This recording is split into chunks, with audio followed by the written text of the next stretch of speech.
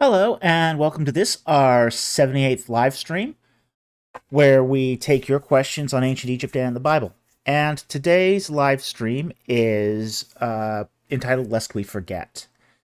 Today is Remembrance Day, where we honor those who died in past armed conflict for our freedom.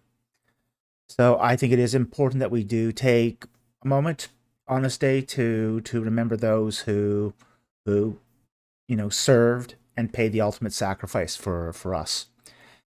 So that's what today's live stream is in honor of, and we do very much. I do very much appreciate that what they did. So we have the freedom to do stuff like what we're doing now. So, just a little bit of housekeeping before we get into today's live stream. We had our big debate on Monday. It has still not aired, so I don't have a link yet to direct you to it, but it was very, very exciting.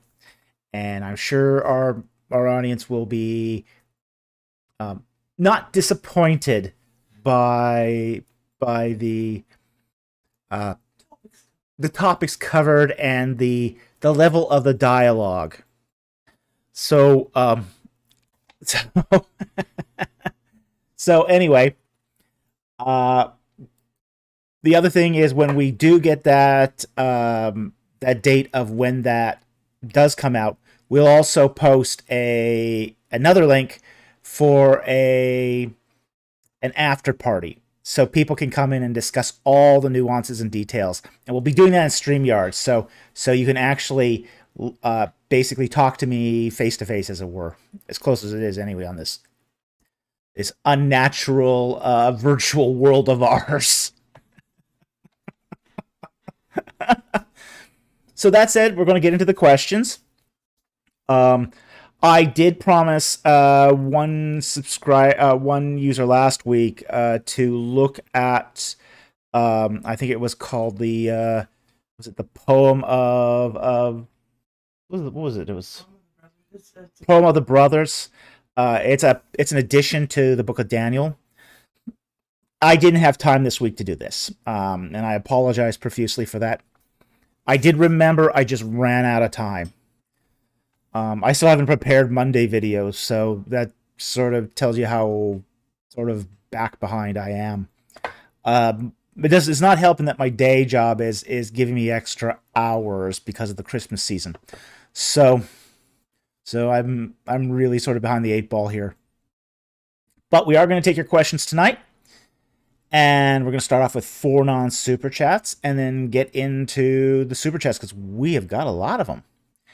I will say this again: if you want to direct a question to me, I ask that you put a Q and a colon at the beginning of your question so that I know it's directed to me. I also ask that you only post the question once. If I see the question more than once, I will penalize that by not answering it, no matter how good a question it is. Well, maybe if it's super good, I might, but I'm pretty firm about this. We are not going to do duplicates. So if you've posted more than once, I will penalize that.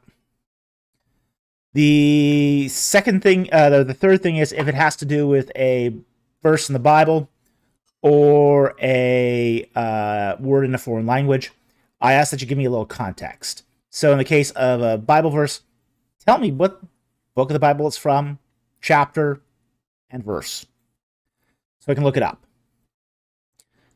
The other thing is that if it's a foreign word, please tell me what language it is from and what you think it means. So again, I have some context here. Okay? So anyway, with that said, let's get into the questions. And we are going to start with 4 non-super chats. The first one here is from Chow Yi. How'd you end up working with electronics? Well, really, it was a hobby. It was a hobby. Did you need a degree or other form of training? Well, I didn't actually work in electronics. I worked for electronics manufacturers. and I was an IT person, so I was computer tech. I was self-taught. I didn't need a degree. I mean, I think nowadays it's much harder to get into it if you're self-taught. But, back when I started, it was, if you had talent and ability, it was real easy to become an IT person.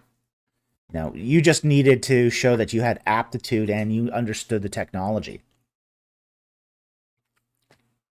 And because I was a hobbyist. I was a hobbyist that did Unix. So for me, this was way back. I had some experience at my local college, tinkering with their Sun system, Sun Spark 2. I was already starting to tinker with the really early versions of Linux, back when Linus Torvalds still answered his own email. Um, yeah, that was like Linux version 1. Uh, and even so, I had even some releases before then too. So I was a really early adopter of Linux. But yeah, I was just a tinkerer. I mean, I loved tinkering with computers. I loved tinkering with technology. Uh, I still do electronics because I love it. It's a hobby for me. It's a hobby for me. So the whole idea of integrating electronics with programmable controllers, cool stuff. Really really cool stuff. But I didn't have a degree. I'm completely self-taught. As I say, most of what I did was I picked up from reading and just experimenting. So anyway, I hope that answered your question. It's a good question. It's a personal question, but yeah, I actually like that question, so that's why I answered it. Okay, our next non-super chat is from Darkblade. Bach or Egyptian court musician? Mm, mm, I'm still gonna have to go with Bach. Sorry, I like Bach. We don't actually have much preserved as far as Egyptian music goes. Most of what his traditional Egyptian music today actually has its origins in Islamic music. So, unfortunately, very little of the instrumentation, like the sistral, the harp, the lyre, those instruments didn't really survive as say viable musical instruments into the modern era. Now, there have been people who've tried to revive this. And I think that's kind of cool. I mean, anytime anyone wants to try to revive ancient music, you know, they've got a huge task ahead of them. We do know that the Egyptians used a different scale than, say, the Western. I think it's 12-note scale. But yeah, it's a very very different kind of music. So I'm aware that there's some idiosyncrasies there between scales of ancient Egyptian music and modern music. So, but I have to admit, I'm still a big fan of Bach. It's going to be really really hard to for me to overcome that. Um, he also asks, do you think the Hyksos might have used Israelites as soldiers in the war against the late 17th dynasty? Conceivably, yes. Um, and conceivably, that any Amoritic Semite could have been part of the Hyksos war machine. So absolutely, descendants of the Israelites could have been in that army. That's very conceivable. They probably weren't high enough in rank to get out of town with the Hyksos, but yeah, it's very likely that some of them were involved in armed conflict because it was a profession. It was something that they'd get paid to do. A way to earn some extra cash, more or less. So yeah, I think that's very viable. Okay. So anyway, I hope that answered your questions. Thank you very much for the questions. Again, interesting questions. Our third non-super chat is from Christo Maoist. In your view, what's wrong with dating the majority of the Torah to the first millennium BC and only dating, I think, the poetry to the historical Moses? Poetry is much more ancient than prose content. I think there's an issue here. That's the idea that poetry is more ancient than prose. That's an assumption. And that's not an assumption that actually bears out in ancient texts. Like, for example, you go back to the period of Moses. The Egyptians are writing in both poetry and prose. They're using both. In fact, many of the historical stele we have from the period of Ramses II, have a prose section, then followed by a poetry section. We see this with the Annals of Tutmosis III, even, and even on the Israel stela of Merneptah.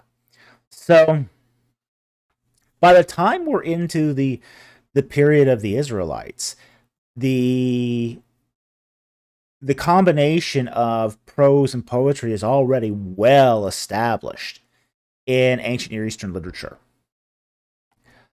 So I think the problem with dating the majority of the Torah to the first millennium BC based upon simply that it is prose is a faulty premise. There's a faulty assumption there. So I don't think this is actually. I think that faulty premise needs to be. I mean, I know there are people who use this premise all the time, especially in biblical studies. They do this with the Song of Deborah. Oh, the Song of Deborah is old because it's poetry. Why? Well, because poetry is a more archaic form. According to what? And once you start sort of poking those holes here into that assumption, it does fall apart pretty fast. Because we have enough textual basis here from the late Bronze Age, and even earlier, to be honest. You go even into, say, Middle Kingdom documents. They're still using both poetry and prose. Go back to the Old Kingdom, you find prose, lots of prose. In fact, we have more examples of prose from the Egyptian Old Kingdom than we have poetry. That's saying something. I think our oldest Egyptian poetry is, I think it's the Maxims of Ptah-hotep. And that's like the end of the Old Kingdom. But we got lots of prose from, say, tomb biographies. Tons of it. So, and these even predate, say, the pyramid texts. So, yeah, I don't think the claim one can really make the claim that poetry is much more ancient. I think they developed simultaneously. They developed side by side, it seems. So, what? Yeah. Is that yours? Yes, my producer here just basically said, as soon as speech was invented, so was the limerick. That isn't far from the truth. It is not far from the truth. So, as I said, that's the long and the short of it. Is I think that's based on a faulty premise. So I think that's what's wrong with it from a methodological point of view. So anyway, thank you for your question. I hope that answered your question. It's a question we do get occasionally because people do make that assumption. And commentaries make this assumption, But there's really... And more modern commentators are now basically starting to finally see the light on this and say, Yeah, traditionally we've dated the poetic section of Deborah as older, but there's really no good foundation for this. Yeah, and that's really the correct answer anyway. So, thank you very much for the question. Appreciate the question. Okay. Next, and the last introductory non-super chat is going to be from Dean Salazar, who asks, does the Bible rule out multiple timelines or universes? Because I get the feeling God is busy watching over more than just heaven's people or Earth's population. Also, I just like the multiverse. Laugh out loud. Okay, well, yeah, I think we got a Sliders fan here. Um,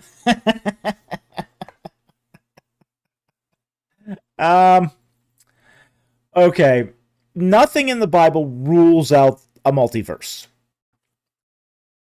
If anything, there's actually some slight evidence for it, which is that the idea of contingent futures, the idea that there is more than one possible outcome to the future. Now, this is based upon a text in I think it's in the book of Samuel, where David wants to go back to King Saul, into Jerusalem to collect his wife Michal. And God tells him, if you go back to Jerusalem, Saul will capture you. So David decides not to go back to Jerusalem.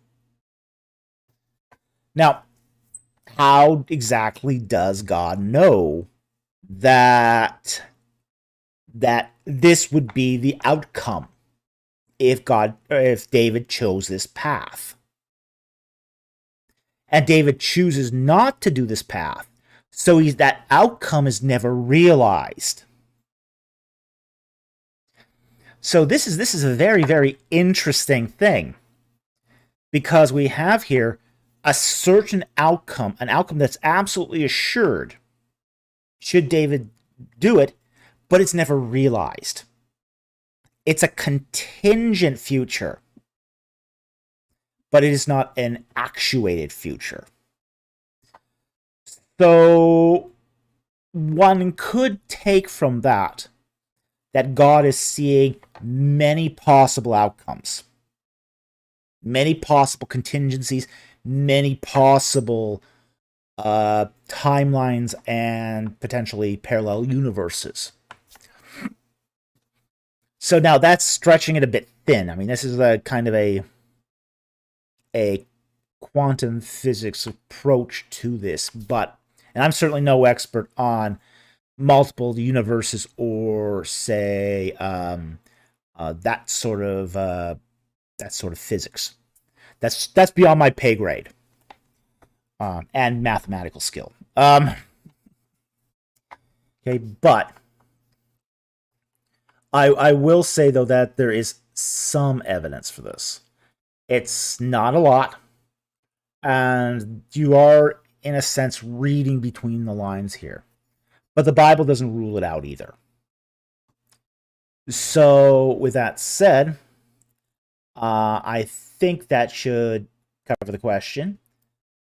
Thank you very much for the question. It's an interesting question. Okay.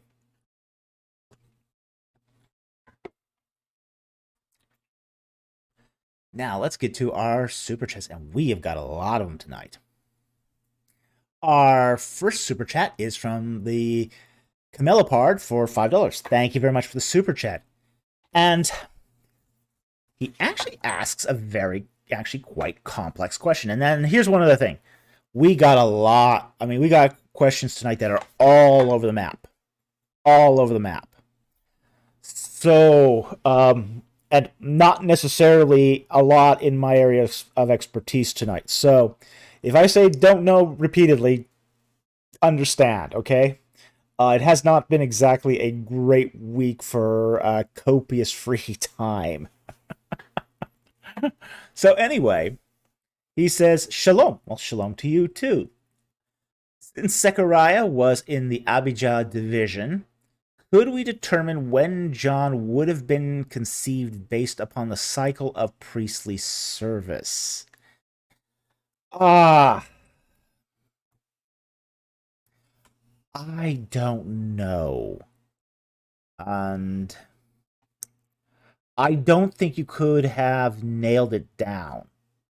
Now, from what I understand, um, yes, there have been attempts to do this to try to determine when John was conceived based upon his uh, priestly service, his file, but I don't know enough about Jewish files and the order of priestly service, the rotation of priestly service, to actually see if these arguments have much merit. I think they're. I mean, once you start getting into the intricacies of Second Temple, um, Sadduceic rituals, things get complicated really, really fast.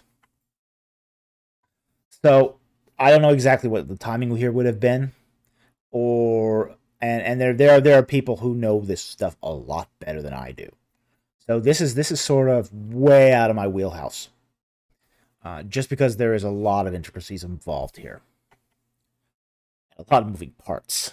So I'm gonna have to say I don't know on this one, just because it's just so outside of my area of expertise. So anyway, I want to thank you for that super chat. It's an interesting question. I don't know the answer. I could probably figure it out by looking up in a lot of commentaries, but I don't think that there's enough data here to nail it to anyone's spot. That's my initial impression, is that there, even if you could figure out when his division was sort of scheduled, um, that my guess is there's enough free time here that you could really not nail it down. So that's sort of my thoughts here, off the top of my head, purely off the top of my head. So anyway, thank you very much for the super chat. Very, very much appreciated. Okay, the next super chat is from Andrew Cahill for $10. Thank you very much for the super chat. Where do you think Sharuhen is? I know most place it at Tel El Ajul, but Anson Rainey placed it at Tel Harar. However, I haven't been able to find where he said that and what his reasoning was. Ooh. I don't know. Again, this is going to be another I don't know. The fact is that we are still trying to figure out exactly what are the divisions of the Philistine states. We do know that the Philistines were a confederacy. They were a confederacy of several Indo-European tribes. You had the Sherahan, you had the Luca, you had the Palisade, and others. I mean, there was a lot of them. So when we try to sort of figure all this out, there's going to be a lot of debate here, a lot of debate over who is where, because we just don't know. And unfortunately, the Philistines did not leave us much in the way of written records. So a lot of this is just plain old guesswork. A lot of this plain old guesswork. So I don't know what Anson Rady's justification is for this either. It could be Tel El Jul. It could be Tel Harar. I don't have a firm opinion on this one way or the other. And I don't think we got a lot of data here. And this is just, I mean, who knows? Maybe in 50 years when we finally find some Philistine inscriptions that are, a little more than, say, a name on a signet, we might get a better idea here. But until then, it's going to be really, really difficult to say for sure. So anyway, I would thank you very much for the super chat, but you're going sort of beyond the the horizon of knowledge. Okay, which is a good thing. We should be asking questions like this, but the problem is you're not going to get instant answers either for this. I do appreciate the super chat, and thank you very much for this super chat.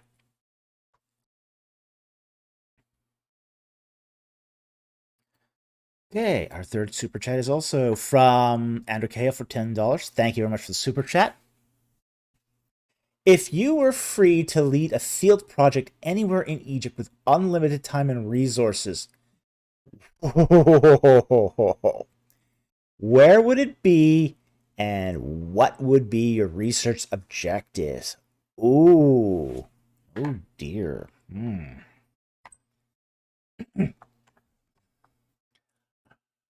Oh.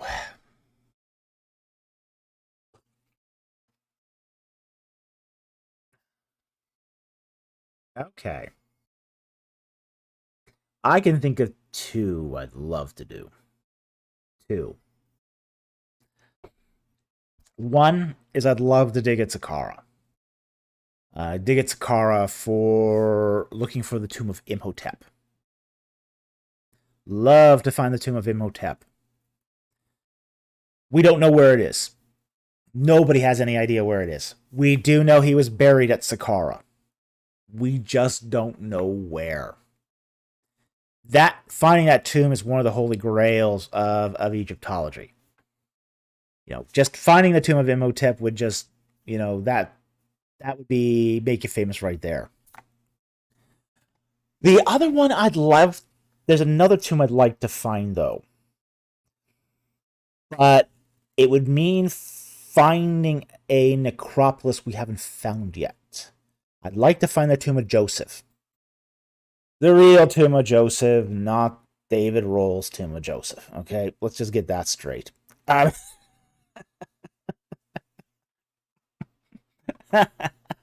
Leopard says, I thought Brandon Fraser found it.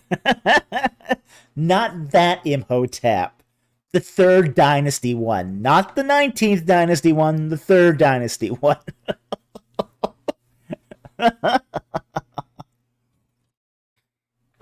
Okay. That was fun. I'd like to find the tomb of Joseph. I think because he was mummified, and they did retrieve his bones, it's very, very likely that he was buried in high ground. Okay? Just because that water destroys everything. The groundwater at Avaris destroys, bones, whatever. I mean, it's just really nasty. I mean, really.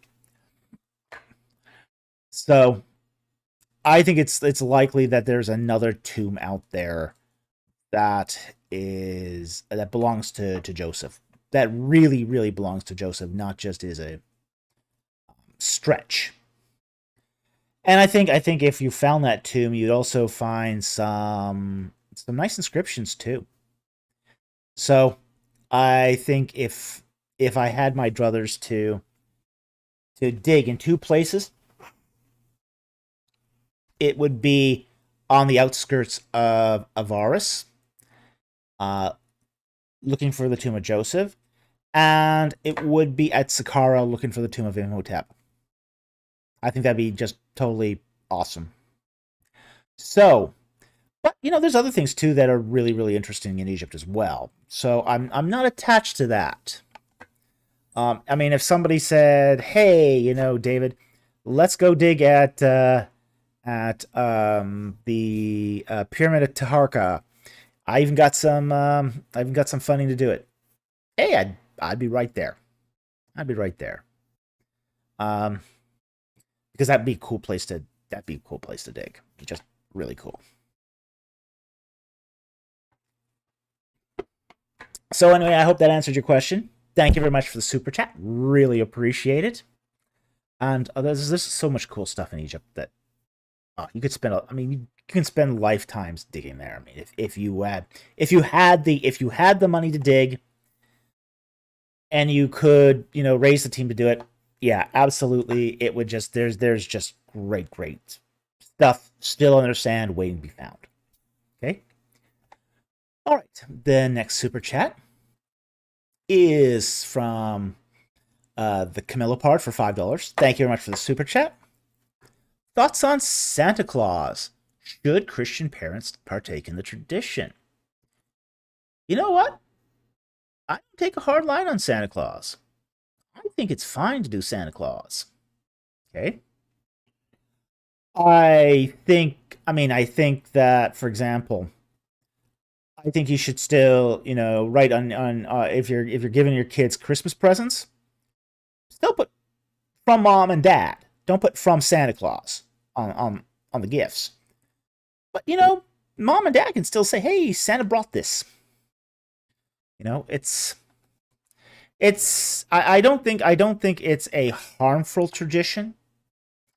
I know there's other, Bible teachers who do take a very hard line on this. Um I think it's also though important too that if you're going to do the Santa Claus thing, teach them about the real Saint Nicholas. You know?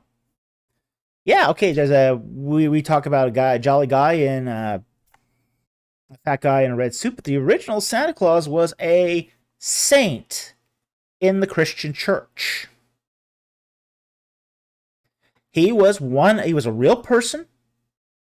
He participated in the Council of Nicaea against the arch heretic Arius of Alexandria. He was a Trinitarian. I think he is a very important figure to how the Christian church developed. So I don't have a problem with Santa Claus if you use it as a teaching moment. Use it as a teaching moment. Teach your children about the historic Christian faith using this. There's a Catholic church near where I live, and we have a street carnival there every Father's Day. Well, the Catholic church had some guy dressed up as Santa Claus, and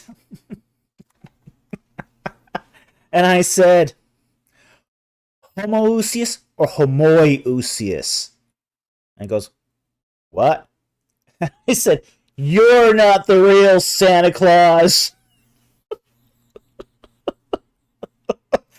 And the Catholic priest heard this, came over, and he goes, "Oh, you got to forgive him. This is the young Santa Claus before Nicaea."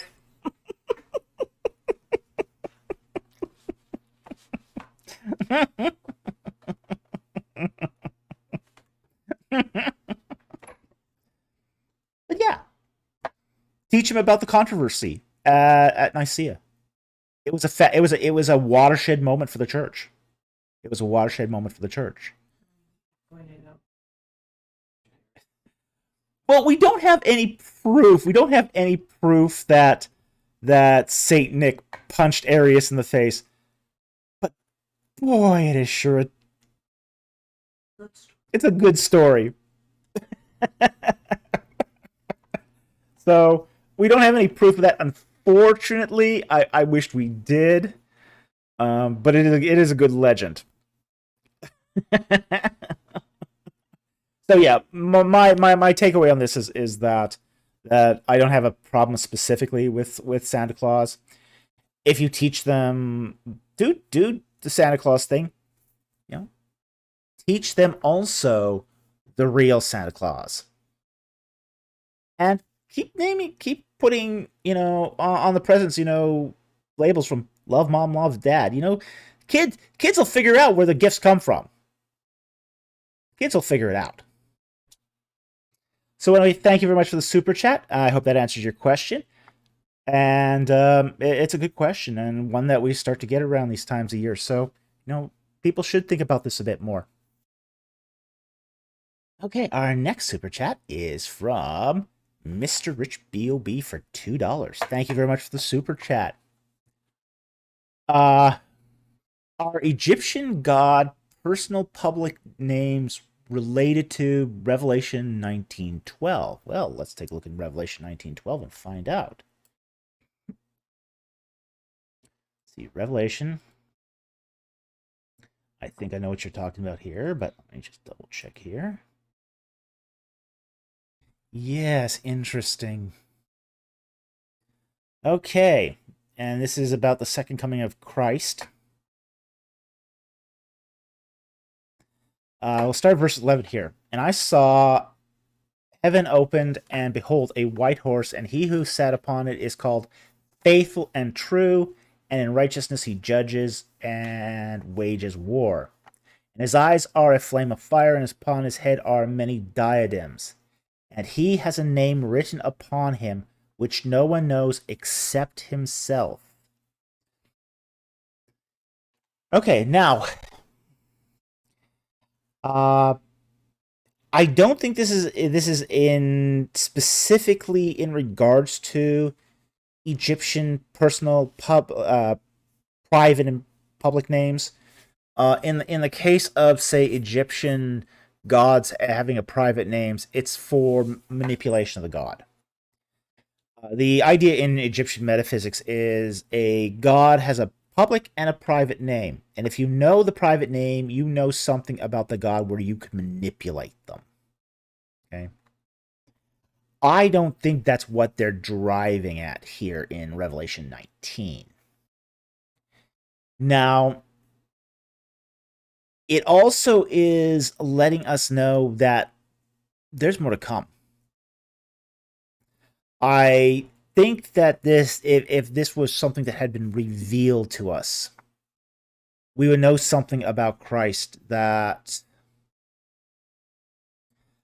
we're not ready for yet. So I don't think this is so much a that Christ didn't reveal this because he feared being manipulated. I think that this is more of a it's not revealed yet because we're not ready for it. So I think that's sort of what's going on here.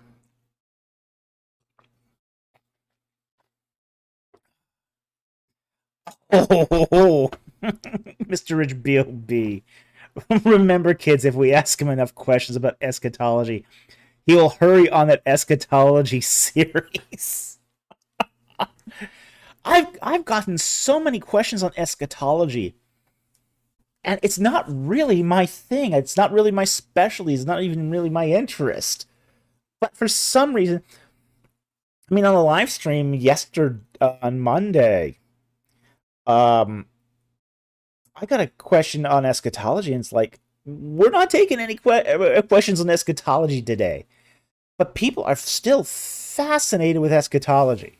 So, yeah,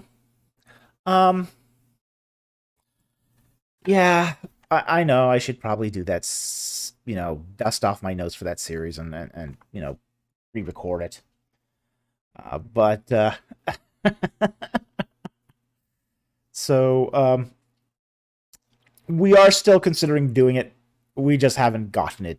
There's a lot of things I have to do. So I'll consider it. Okay, I'll consider it. Okay. But I don't see any direct connection here between Egyptian use of private public names and what's happening here in Revelation 19. So, yes, we'll get to that. Okay, let's go to the next super chat. Our next super chat here is from Mr. Rich B.O.B. for $5. Thank you very much for the super chat.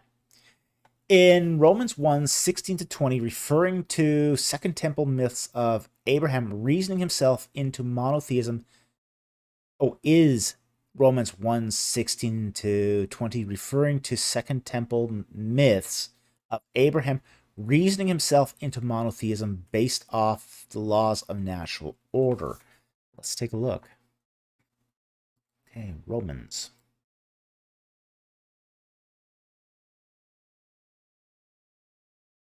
Romans chapter 1.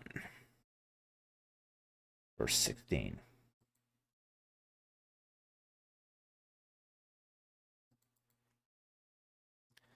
Okay.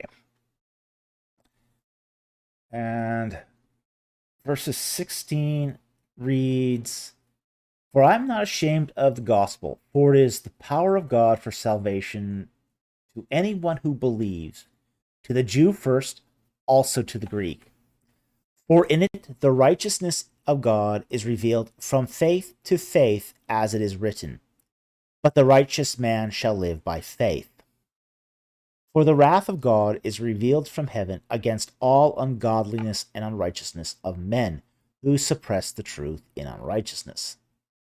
Because that which is known about God is evident within them, for God made it evident to them. For since the creation of the world, his invisible attributes, his eternal power and divine nature, have been clearly seen, being understood through what was made, so that they are without excuse." Okay. I'm not well read on Second Temple myths. So I know there's a huge, Second Temple literature is a huge corpus. It's absolutely massive. I am not that familiar with as much. For me, I'm really a Bronze Age guy as far as I know my Bronze Age literature really well. I don't know my Second Temple literature as well, nearly as well. So I don't know much about the myths of Abraham reasoning himself into monotheism. But I can take the last part of this, which is based off of the laws of natural order. This is definitely appeal to what's called general revelation, or revelation from nature, essentially. So that is what's going on here. Now, whether or not Abraham reasoning himself into monotheism is an effect of, at least in the myth, according to general revelation, is something an expert in this field would have to answer.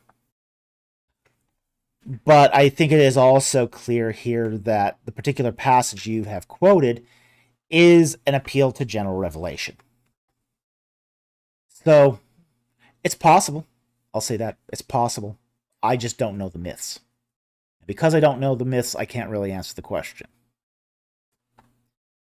So I can answer, as I say, part of this I can say, yeah, absolutely. This is an appeal to general revelation. Whether or not that general revelation applies to the myth of Abraham reasoning to himself, I can't answer that because I don't know the myth. So anyway, thank you very much for the super chat. I very much appreciate it. But that's as far as I can answer this. Okay. Our next super chat here is from Brick Creation for $5. Thank you very much for the super chat. Hi, Dr. Falk. What do you think God does to unbelievers who sincerely don't believe or want to believe but don't? Ooh. That is a very, very tough and debated question.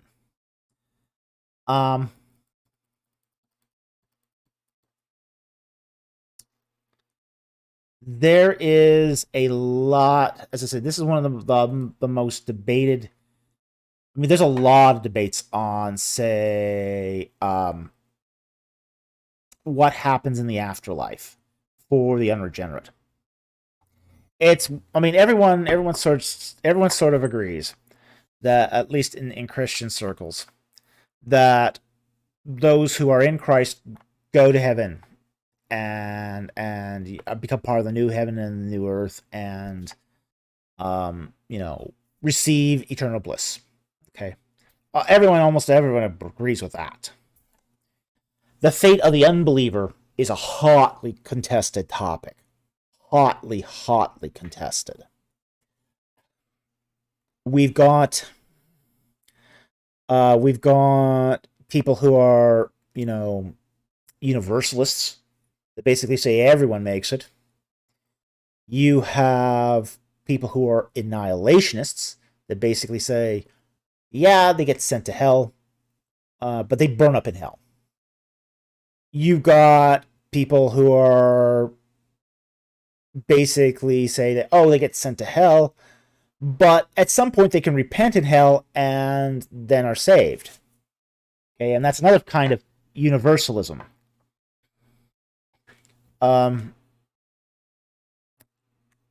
Then you've got, say, those who believe in eternal conscious torment. You also got in this whole fray, this whole mix, the second chancers. People who think that, okay, for those who didn't believe, didn't care one way or the other, sincerely don't believe, or would have believed if they had been given the opportunity, there are those who say, oh, God may give them a second chance. Now, the Bible does not preclude that, but it also doesn't endorse it either. And this is where the things get sticky. Because a lot of sort of these alternatives to, say, eternal conscious torment are based upon an argument of silence. The God doesn't say this, the Bible doesn't say this, therefore it must be this. Well, that's a pretty dodgy way to base any doctrine on. Okay, so there does seem to be a first principle that those who decide they don't want to be with God, no matter what, there's a limited outcomes for them. To be very, very blunt, they are, for those who, and I've met people like this. I've met people who have, basically say, I want nothing to do with God. I don't care, if he's good. I don't care if he's powerful. I don't care if he's holy. I want nothing to do with him. Well, what's God's option here? Force him into heaven? So, you do get those types, and I'm of the opinion that not everyone's going to heaven. Okay, I do not believe in universalism. I don't believe in annihilationism either. I think, per the book of Revelation, that the torment is everlasting. It is forever. I also think, though, that it is a torment based upon humanity's reaction to God's holiness. So,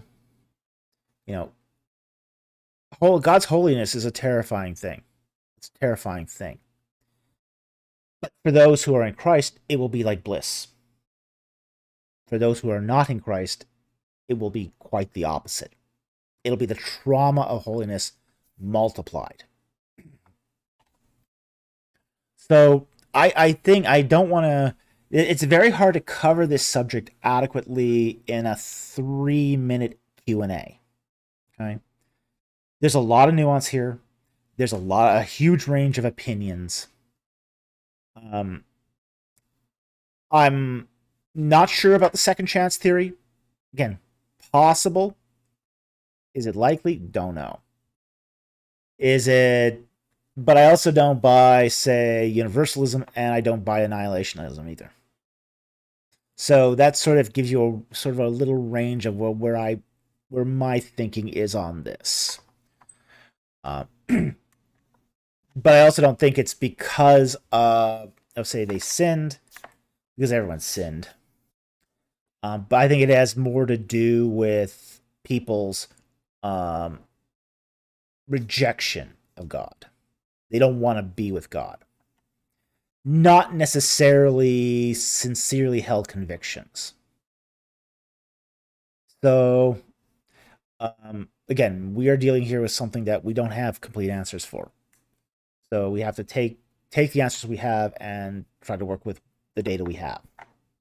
So anyway, I hope that answered your question. Thank you very much for the super chat. Very, very much appreciated. It's a tough topic. It is a really, really tough topic. Okay. The next super chat is from Brick Creation again for $10. Thank you very much for the super chat. Some say that a redactor updated Jeremiah 46 and Ezekiel 29 to 30 and say that it was a failed prophecy because Babylon didn't conquer / desolate / scatter Egypt. But was this hyperbole? Conquering isn't written. Let's take a look. It would have been nice to have a little more. I am aware of these passages, and I did recently write a chapter on Egypt in the prophets. Yeah, okay. This up here. Jeremiah 46. That came as the word of the Lord to Jeremiah the prophet concerning the nations, to Egypt concerning the army of Pharaoh Necho, king of Egypt, which was by the Euphrates at Carchemish, which Nebuchadnezzar of Babylon defeated in the 4th year of Jehoiakim, son of Josiah, king of Judah. That happened. Okay, that one we know happened.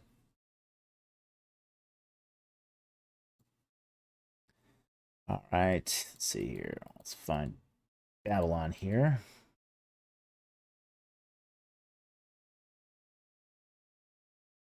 Okay, I think verse 13 here is where we find it. This is the message which the Lord spoke to Jeremiah the prophet about the coming of Nebuchadnezzar, king of Babylon, to smite the land of Egypt. Now, we don't have it in. We don't have Babylon conquering Egypt in the Babylonian annals. Okay. But there is also some destruction evidence from the time of the Babylonian period in Egypt. So it's hard to know exactly here.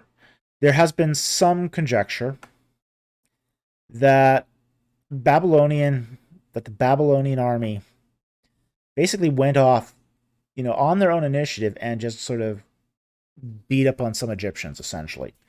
Especially after the assassination of Gedaliah. After the assassination of Gedaliah, these assassins,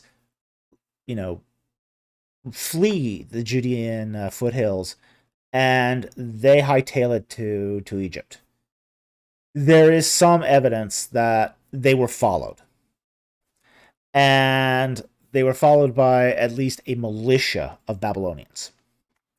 Maybe not the full army, but a militia. Enough to make a mess of Egypt's day. It does seem that at this particular point in time that Egypt was not particularly well armed. The capital was located in the Delta. It was, and it was just sort of a mess. It was sort of a mess. So I don't think this is necessarily a failed prophecy. It might be hyperbole, though, because we do have evidence of several temples being sacked at this period of time. Like, for example, we see a radical change in, say, the reliefs, the bark reliefs, just before Babylon and after Babylon. So the fact that you have sort of these changes in bark reliefs from basically, showing elaborate barks to, say, more modest barks. This does seem to hint at the idea that Babylon came in, stole the furniture, and the Egyptians had to replace it with, say, not so pretty stuff. So I do think there's some evidence for this, of at least a Babylonian raid, but again, there could be also hyperbole in this as well. So anyway, I hope that answered your super chat. Thank you very much or answered your question. Thank you very much for the super chat. I very, very much appreciate it. Okay. Another question from Brick Creation here for $5. Thank you very much for super chat. I think you said words like Sabbath was slightly changed over time, and the Pentateuch contains older words variant. What words were updated? I don't think that was Sabbath. I think that was Suf. I think you're talking about Suf. Like, for example, Suf is the word in, say, the Pentateuch for reeds. Now, in Middle Hebrew, Suf becomes Sof, which means the end or distant. So this is a word that has its etymology originally in, say, like the Yam Suf, Sea of Reeds. But by the time of the 8th century BC rolls around, you do get that changed etymology from say Suf to Sof. As I said, one meaning reeds, the other one meaning far away or distant. So we do see that for example, that word change.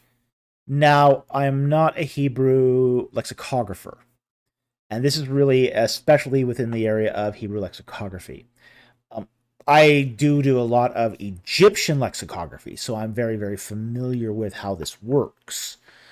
But you'd need a Hebrew lexicographer would really know all the variants and how things change over time. And Hebrew, like every other language, is a living language. It changes over time. So we do get these sorts of things that sort of, words come into the language, they have one meaning, and then they change. Even for example, like the one we just mentioned here, which is Suf. It actually comes from originally an Egyptian word. It's not even a Hebrew word originally. It's originally an Egyptian word, tuf, or tufi, which means reeds. It's brought into Hebrew as Suf, then becomes Sof. But you do find some older words in the Pentateuch that do then change and become, as I said, their meanings change when they are starting to be introduced into the time of the prophets, like into Isaiah and Ezekiel, etc. So anyway, again, a Hebrew lexicographer would know a lot more about this than I do, but I do know it happens in Hebrew. It happens in every language, actually, but that's the one example I know of where it happened in Hebrew and the Pentateuch. So anyway, thank you very much for the super chat. Very, very much appreciate it, and I hope that answered your question.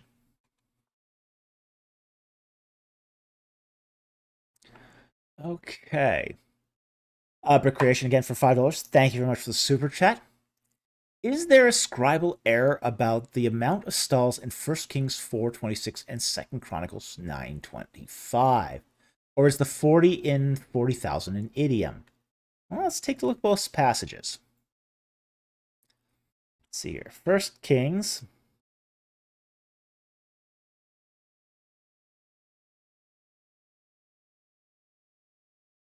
First Kings 4:26.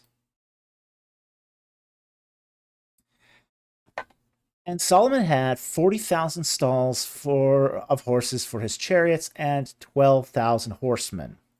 Okay. It's conceivable that this is an idiom. I mean, you got potential here for two idioms in this one sentence. That's actually pretty cool. You got 40 and thousands. You got 12 and thousands. You got two sacred numbers here. Like, for example, if you recall The 1 Kings 6:1 is a multiple of 40 and 12. That's how they get the 480 in 1 Kings 6:1. So here, absolutely, this could both of these could be idioms, for large numbers of chariots and horses. Very, very of horses and horsemen. This is definitely conceivable. I don't think this is a scribal error. This would be, in this particular case, it's almost certainly an idiom. We'll just check here to see if Second Chronicles is similar here. Second Chronicles 9:25. Yeah, now it says Solomon had 4,000 stalls for horses and chariots and 12,000 horsemen. Okay, now, now this is not 40,000 horses. This is 4,000 stalls.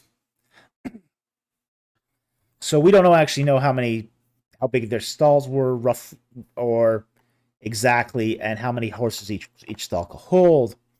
But even so, this could again conceivably be an idiom. Again, 4,000. It might be a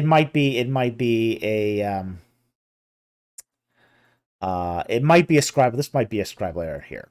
It's possible. But again, that 40 thing is conceivable here. But I'd have to again take a look at see what the Hebrew says.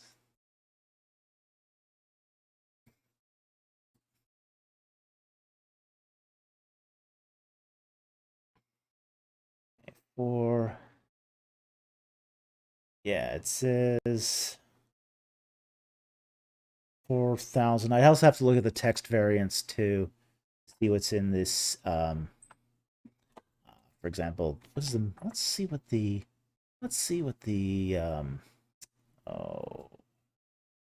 Septuagint says here.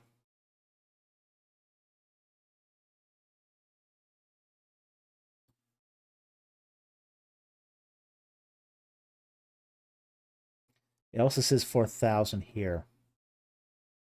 So hard to say. Hard to say about this. It's hard to say if it could be that this was 4,000 that was, say, extrapolated into an idiom. That's possible. Especially with that 12,000 horsemen. Okay, now the 12,000 horsemen is consistent. 4,000 stalls, maybe. It's maybe possible that the 40,000 is an idiom. Or it is an attempt to reconcile the other number. Both are possible here.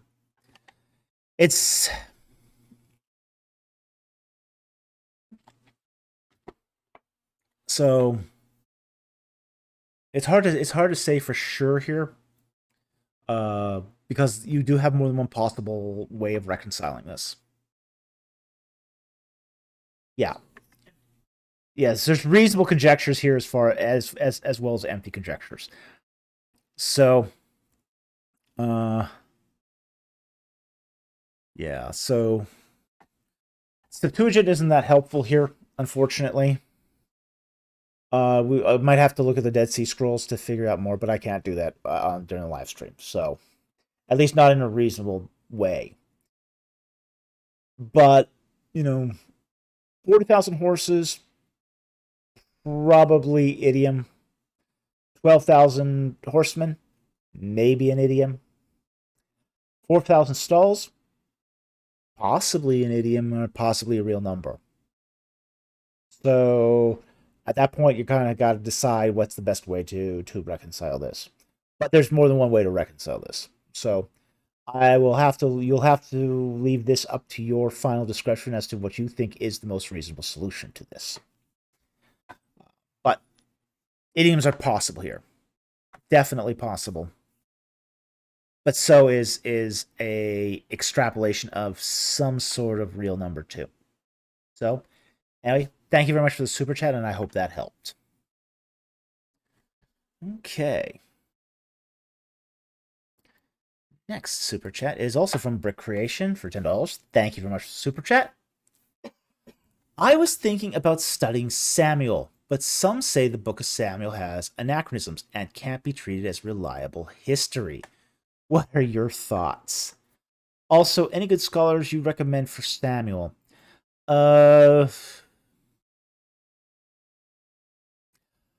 I usually go to say for something like this, I would usually go to say the Nikot commentary, the New International Commentary on the Old Testament.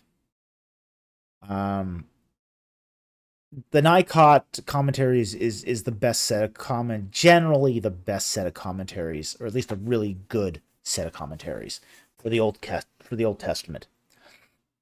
So I think that would be for a starting point for me. If I wanted to do some hear what the liberal scholars want to say about this, I'd use the Hermeneutic commentary. There are more than one kind of anachronism, though, and I think this is one of the things that I get into sort of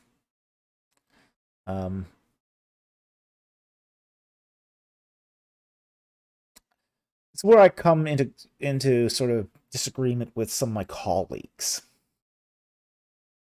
Is not every anachronism is ahistorical. So you have to sort of when you come across an anachronism, you have to evaluate what kind of anachronism is it. Is it like, for example, a retrojection is not an unreasonable anachronism for a person writing in their time to make. And usually it does not affect any historical outcome. So you can still, if it has a retrojection, still treat it as reliable history. We have a tendency to periodize when we read something. Like, for example, when we read Genesis, many people, read Genesis thinking, oh, I can take the Joseph story and everything in the Joseph story has to be period correct with the time of Joseph. Well, the Joseph story was put to pen about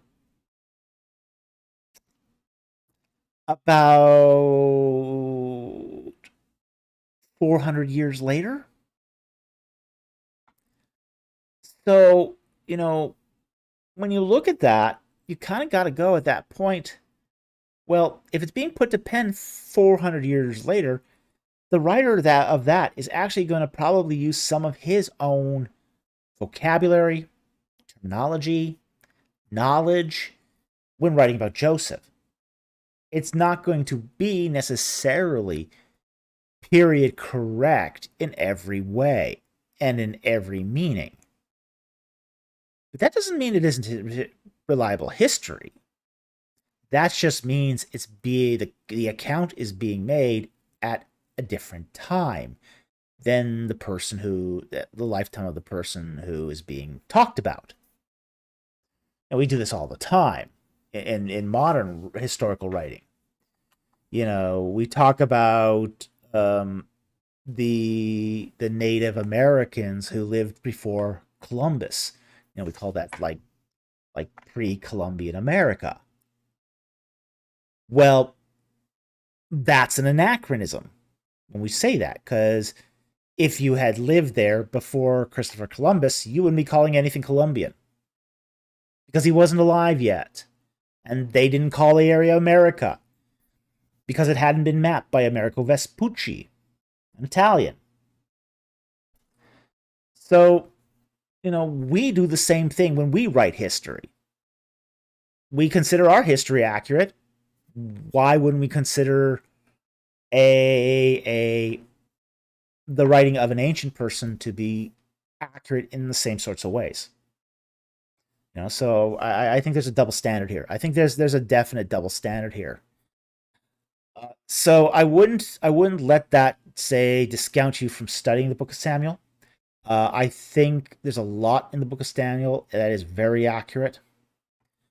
Again, I think that some of these scholars are putting a standard upon the biblical account that they wouldn't put on their own writing, honestly. And if they're not putting that on their own writing, why should we take it seriously? So I just say, hey, if you think there's a problematic anachronism, excellent. Ask. Try to find the answer. And who knows? You might even discover something very interesting in the process. So I still think the Book of Samuel is worth reading, and it is worth studying. And even if there is anachronisms in it, so what? Why are the anachronisms there? Ask that question. Because if you start asking why the anachronisms are there, you could come up with some super interesting answers. So, and you might learn something about the Book of Samuel. That makes it worth studying right there. So anyway, that's my thoughts on this. Thank you very much for the super chat. And I think if you want to study the Book of Samuel, don't let any scholar tell you it's necessarily inaccurate. Find out for yourself. So anyway, thank you very much for the super chat. Very, very much appreciate it. Okay, next one. Here.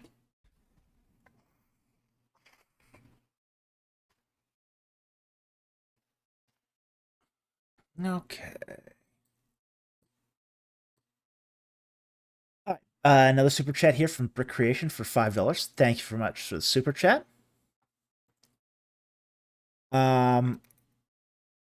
He asks, do you think Psalm 2:12 can be an allusion to Jesus' second coming happening soon or suddenly in a moment, NIV, or Messianic in any way? Oh, probably. Let me take a look here. Psalm chapter 2, verse 10. Oh, yeah. Oh, yeah. This is definitely Messianic. I know where this is going. Okay. The whole Psalm 2 thing is a Messianic psalm. So, if this does not surprise me, but let's get to the specific question, which happens to be about verse 12. Start verse 10. Now, therefore, O kings, show discernment, take warning, O judges of the earth. Worship the Lord with reverence and rejoice with trembling. Do homage to the Son, lest he become angry and you perish in the way. For his wrath may soon be kindled. How blessed are you who take refuge in him. Okay.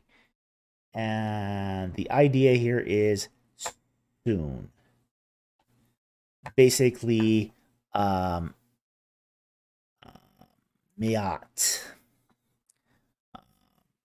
Basically, it's vague here. The Hebrew here is vague. Let's pull the Hebrew here.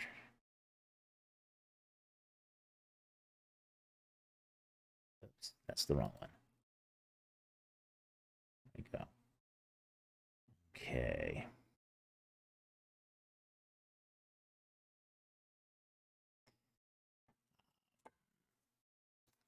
Like as according to I'll highlight this here.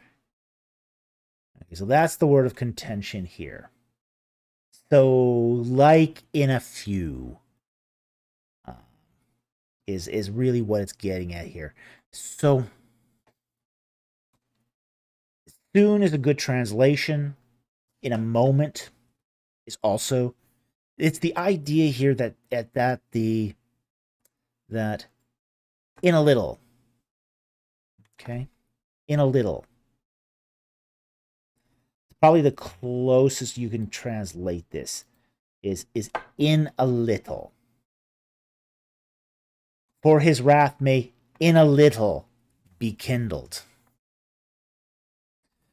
So, again, in a moment, soon, in a little. This could be a matter of degree. It could also be a temporal reference as well. We're not sure. Like in a little. So um, so there's some ambiguity here that is in the text. So we have to be careful here of the ambiguity. It is messianic. I mean, it's definitely messianic. It is talking about the Son and how he mocks the rulers of the earth. The rulers of the earth think they're hot stuff, but they're nothing compared to the Lord and his Son. So it is messianic. There's no question that verse 12 is messianic. Whether or not this is talking about the second coming happening suddenly or soon, as in closeness, it's not going to be resolved in this text, because this text could refer to many things. It could be, as I said, it could be that sort of quick, suddenly, his wrath may be kindled suddenly. That is possible. Or in a little, it's coming. Or it could be that his wrath has a doesn't take much to kindle. So all of these are possible renderings for this particular passage. So I hope that answers your question. Yes, it is messianic. Yes, it could be soon, but it also could be the other references as well. And again, you're going to have to you're not going to be able to resolve this here. So anyway, thank you very much for the super chat. Very, very much appreciated. Interesting passage, though. It's a very, very interesting passage, and it is definitely a messianic psalm. Okay. The next super chat here is again from Brick Creation for $10. Thank you very much for the super chat. May sound crazy. Hey, this channel's all about crazy. But thoughts on Zechariah 14, predicting the Maccabean revolt and ending with Hanukkah. Some thinking it's the second Feast of Tabernacles, light at evening, famous menorah being lit. Okay, let's see here. Let me just do a quick scan of Zechariah.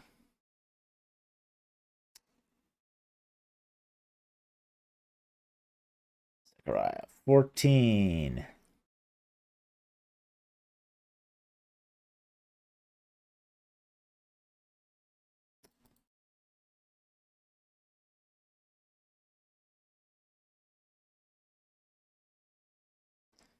Well, there are some references to light in here.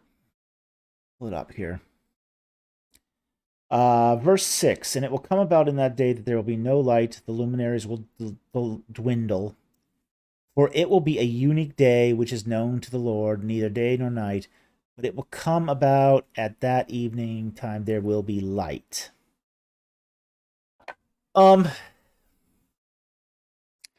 There is... The whole Hanukkah thing is very interesting anyway. It was already practiced in the New Testament period. It is the miracle of the candelabra, of just having enough oil for that lasted the 7 days. It's a belief that is well established in Jewish culture. We even have a reference to the festival of Hanukkah in the Gospels. I don't remember the exact reference, but I remember coming across it at one point. So it's in there too. So Jesus was in Jerusalem at Hanukkah. So we do get this. We do get this. Now, whether or not Zechariah 14 is predicting the Maccabean revolt and Hanukkah, it's possible. The thing with prophecy is it can be recontextualized, and recontextualized in multiple ways. So a recontextualization here to say that this is an allusion to Hanukkah isn't unreasonable, given what we know of how prophecy can be used. So a person in the time of the Maccabees might read this passage and, might think that, hey, this is a reference to Hanukkah. Wouldn't be the first time this happens. Do I think this is necessarily a reference to Hanukkah? Not necessarily. I mean, it could be reference to something else. But for those who lived during the time of Hanukkah, oops, lost my reference here. Haggai. Zechariah 14. But this is moreover, this is meant to. I mean, the overall passage is really talking about the day of the Lord. So that's really sort of the overall gist of the passage. So it is talking about the day of the Lord, but we do know that there are times when these sorts of passages have been recontextualized for various other things, such as the destruction of Jerusalem. That many of these passages were when Jerusalem was destroyed in 70 A.D. Many people took it as this is similar to the day of the Lord. So yeah, I can see it being recontextualized that way, but that doesn't mean it's the final recontextualization either, and that's I think one difference we have to draw here too. Is just because a passage can be recontextualized in one way does not mean it has been consummated. And consummation is a technical term. Consummation means that a prophecy has received its final fulfillment. Okay? So I think we have to be careful here that just because it gets recontextualized in certain places doesn't mean that it is the last recontextualization. It's not at that point consummated. So we do expect that, for example, because this is the day of the Lord, that we have not yet endured that final consummation of this prophecy. But if this is a reference to Hanukkah, it is a recontextualization of that prophecy. So again, we have to take these things in a very sort of nuanced way. They were meant to be recontextualized. But because they are meant to be recontextualized, we have to also be careful not to say, aha, we got Hanukkah here. This fulfills the prophecy. So no, don't expect any more fulfillment. Prophecy's tricky this way. There can be multiple recontextualizations in the life of any prophecy. And we've seen this in other prophecies where it gets recontextualized several times to different circumstances. So there is a difference between, say, the prophetic utterance, then its first contextualization, second contextualizations, so on, until its consummation. And that's sort of the lifespan of prophecy. So, again, this is possibly a valid contextualization, but it's not the consummation. So anyway, thank you very much for the super chat. I hope that helped. Very, very much appreciate it. Yeah, and Recreation says, well, you know what they say, history rhymes. Sure does. It sure does rhyme. And that's actually one of the genius of say of prophecy too, is it is heavily leveraging the rhyming of history. So it can be recontextualized. So that's one of the things that's why it's so difficult to also say too that a prophecy failed, because a certain generation can recontextualize it in a way that makes sense. So it's not so you can't just automatically say EF prophecy failed outright. Now, if there's a direct contradiction, somebody predicts one thing and it's obviously failed, then yeah, okay. Oh yeah, I mean we when we got married, my wife and I got married. Uh, we had received a word of a prophet who said not to get married on that day because California was going to experience an earthquake and sink into the ocean. Mm. Ay, ay, ay. 23 years later, California is still there. And we do not regret ignoring this word of the prophet for a moment. Um, like, man, some of these jokers. Uh, in that case, yeah, that's clearly a false prophet. Okay, and that's sort of the difference between a false prophet too and a true prophet, is that there is no, you can't recontextualize a false prophecy. It's just a false prophecy. So that's our discussion of prophecy here. I hope you found that interesting. Thank you very much for the super chat. Okay, the next super chat here is from 501 Mobius for $10. Thank you very much for the super chat, and it's good to see you here tonight. In Joshua's long day, because Joshua travels over 35 miles in a day, it isn't likely it was a solar eclipse. I agree. As the night sky was lit up, it was more likely a Carrington-like event. Any thoughts? Well, my first thought is that my command of Carrington event. Oh, geomagnetic storm. Okay.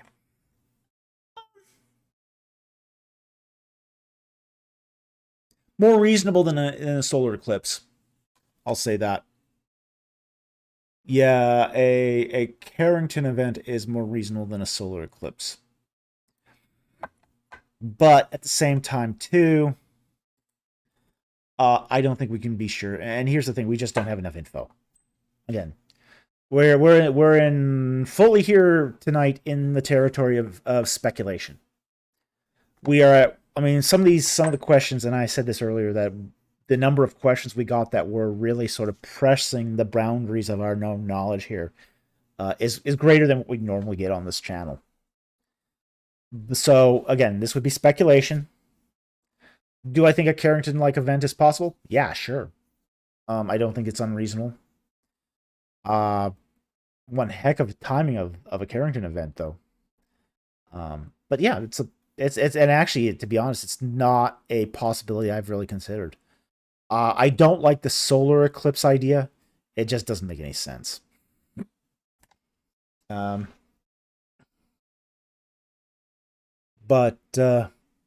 there's other possibilities too. I mean, a Carrington-like event is not just the only possibility as well. A nearby supernova could also be, possible. It's not likely, but possible. So there's several events here that could account for this, but I think the least likely is the solar eclipse. So that's my thoughts on this. There's also some possibility that it's an occultic event as well, which is different again. So I haven't studied this enough to really come down on one theory or the other, but I think that there are possibilities. There's just possibilities, but I have no firm opinion on this. But of the hypothesis I've heard, Carrington-like event is not an unreasonable one. It's not an unreasonable one. Proving it, that's another matter. How do you prove that? Uh, oh, the only way you can is speculate. The only way you can there's no proof for the way to prove this. This would come down to pure speculation at this point. So I would like to study this a little more before I actually come down. Particularly, I'd like to study the passage a bit more before I come down on a theory. So that's all I probably can say about this at the moment. So anyway, thank you very much for the super chat. Very, very much appreciate it. And interesting thought, though. It's an interesting thought. Our next super chat here is from Billy Ningen for $20. Thank you very much for the super chat. Very much appreciate it. Good evening, Dr. Fall. Well, good evening to you too. Why wasn't God's Israel more powerful, more majestic than other major players in the ancient Near East, Egypt, Babylon, etc.? Do you think this could be an objection against the faith, i.e., God's nation wasn't great? No, it wasn't great, but it wasn't meant to be great. It was meant to be holy. That's different. One of the things that, for example, God rails against is the pride of the other nations. God was working out a plan of salvation history. So the fact that God didn't use a great nation to carry his message, I don't think that's actually a liability. I think that's actually an asset, really. Because if God uses a great nation to carry its message, well, that tells you about the greatness of the civilization, not the greatness of the God. By using a lesser nation, by using a small nation, an insignificant nation, a weak nation, God's proving his strength. It's sort of like, may I diminish so that you may be magnified. It's that sort of idea. Yahweh, as a God, doesn't need the powerful. He doesn't need the powerful. And God helps the helpless. So by using a lesser nation, God's showing his power and his majesty and his strength. So I don't think it's an objection at all. If anything, it's sort of a, sort of makes the claims unique and interesting. As I said, any big power could assert their religion. A weak nation can't assert its religion.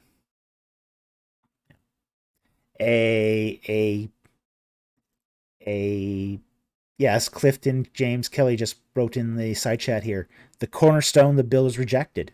Exactly. That's exactly what it is. Doesn't matter if it's majestic. Doesn't matter if it's powerful. Doesn't matter if it had beautiful art. Doesn't matter if they were rich. Doesn't matter if they were wise. Doesn't matter.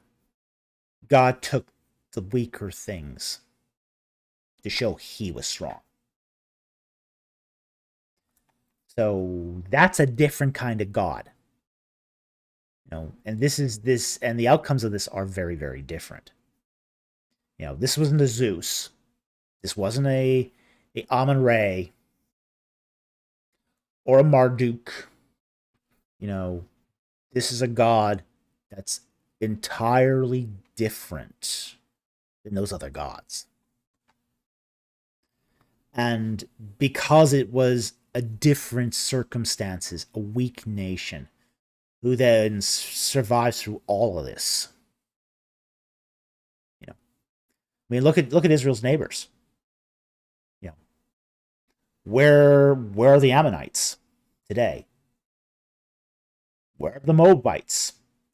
Where are the Edomites? Where are the Philistines? Where are the Hittites? Where are the ancient Egyptians?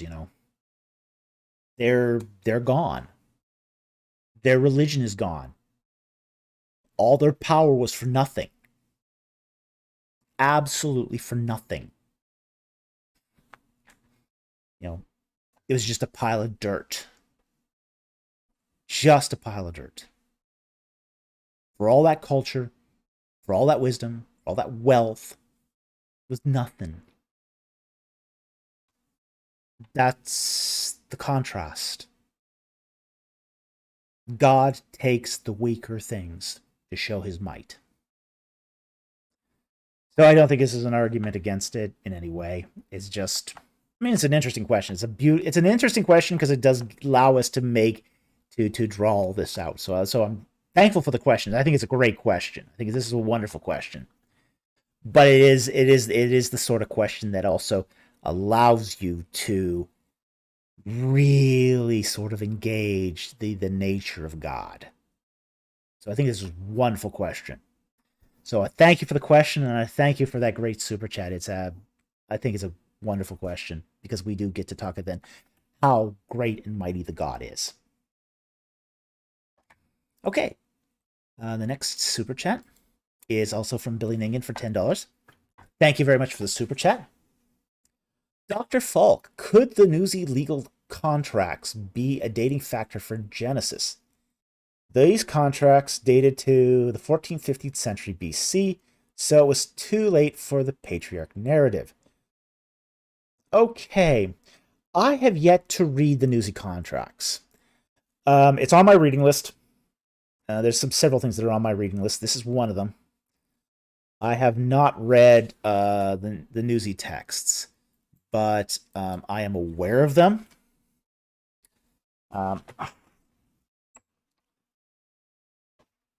think there are several of these ancient texts that, could be informative in various ways. And the newsy legal contracts aren't the only contracts, by the way. We do have ancient contracts that go to the old Babylonian period. So they're not the only contracts we have. So I wouldn't necessarily say that they would be a limiting factor for dating Genesis, but it could give us some interesting contextual information as well. So it's one of those things that are on my. These are on my reading list. These are on my reading list. I just haven't gotten to it yet. So, without that, I can't really say much more at this point. I know that there's a lot of comparisons of, say, what happens in Genesis to Mesopotamian literature, particularly law codes. It's a lot of stuff I found in law codes that relates to the patriarchs. And interestingly enough, much of it is, say, contemporary with the 18th century. Like the Code of Hammurabi. That's 18th century BC. And that would be contemporary with Abraham. Now, one of the things about that as well is the Code of Hammurabi wasn't original Hammurabi. There's nothing in the Code of Hammurabi that says that Hammurabi was the first person to write down that code. In fact, we got earlier law codes than that. Law codes that are at least a few centuries older than Hammurabi's. So because of that, most of that legal framework that we find in Genesis is definitely plausible within that 18th century chronological framework. So anyway, that's my comment on this. Thank you very much for the super chat. Very, very much appreciated. I might do. I mean, I did a paper on Sarah, Hagar, and ancient Egypt, as well as the law codes.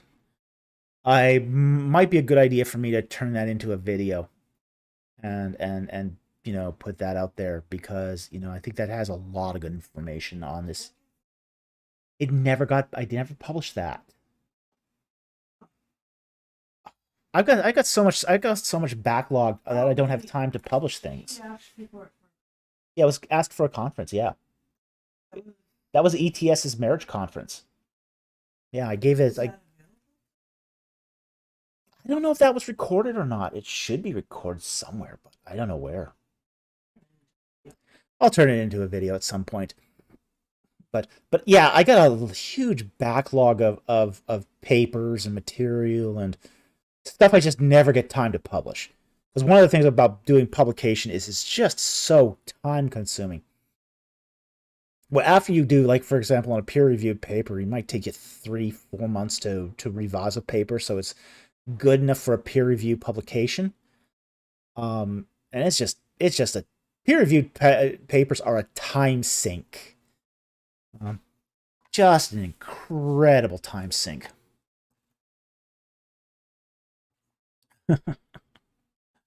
Yeah.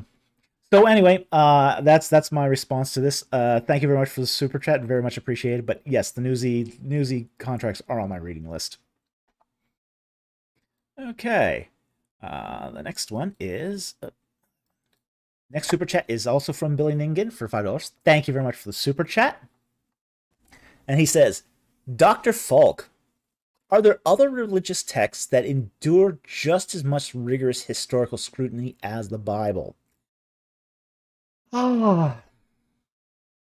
There are other religious texts that do get scrutiny. I don't think it's fair to say that the Bible is the only religious text that gets scrutiny. I have seen some people scrutinize the Quran, okay, at the risk to their own life. I mean, you got to have kind of some guts to critique the Quran. But I do think that there are people out there that do critique the Quran for its historical claims, which are admittedly kind of faulty. Most other religious texts don't receive the same sort of historical scrutiny because they're not historical texts. And this is sort of the difference here between, if I was to sort of lump, say, the Bible and the Quran together as, say, historical religions versus, say, the Hindu texts and the Sikh texts, and even the Zoroastrian texts, Buddhist texts, they're not so much historical. They're not based on any sort of history. There's no history there. They're mythological. They're metaphysical. But they don't make any claims to history. So, because they're not making as much claims to history, they're not subject to the same historical scrutiny, or any other kind of scrutiny for that matter. It just doesn't matter. It's not making claims about reality in the same sense as, say, the Bible does, or even the Quran does. But also, too, the Bible gets a lot more scrutiny than, say, even the Quran does. And some of that comes down to our particular Western tradition, which is because, most of the academic world, started in Europe, sort of spread out from Europe. The tradition has been to be skeptical about what is, say, the closest thing to, say, religious life. So that would be the Bible and its underpinnings.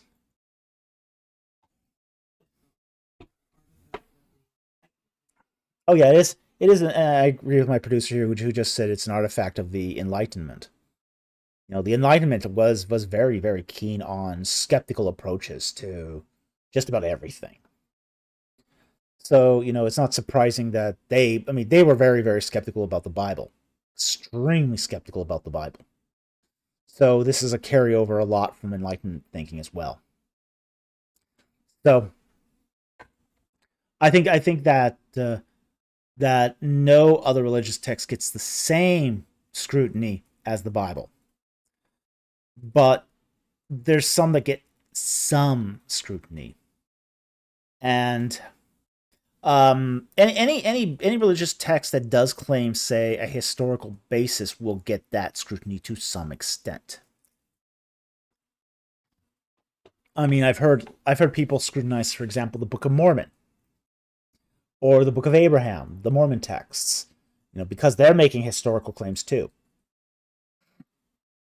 Because those historical claims can be correlated to real archaeological events, there is some scrutiny there. So, in the case of, say, the Mormon books and even the Quran, those sorts of critical views haven't been with us quite as long either. So there's a lot longer, say, tradition of scrutinizing the Bible than there is of say, scrutinizing either, say, the Mormon text or, say, the texts of Islam. So anyway, that's probably that a lot of it just plain old comes down to what type of text are you dealing with.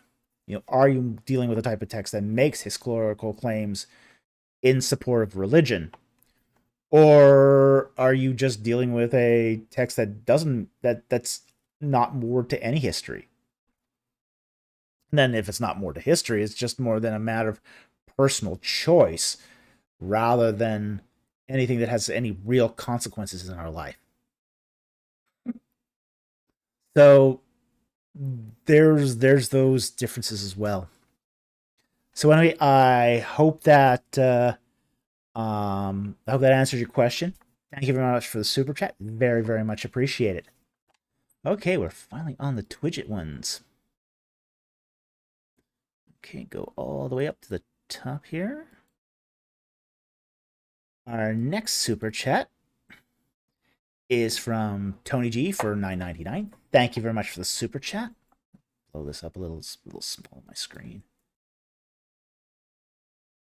All right. Dr. Falk, how many Jews are estimated to have been deported to Babylon by Nebuchadnezzar? How many were left behind in Judah? How many returned and were still there under Nehemiah? Okay. Scholars estimate that about 10% of the Jews in Judea were deported. Okay.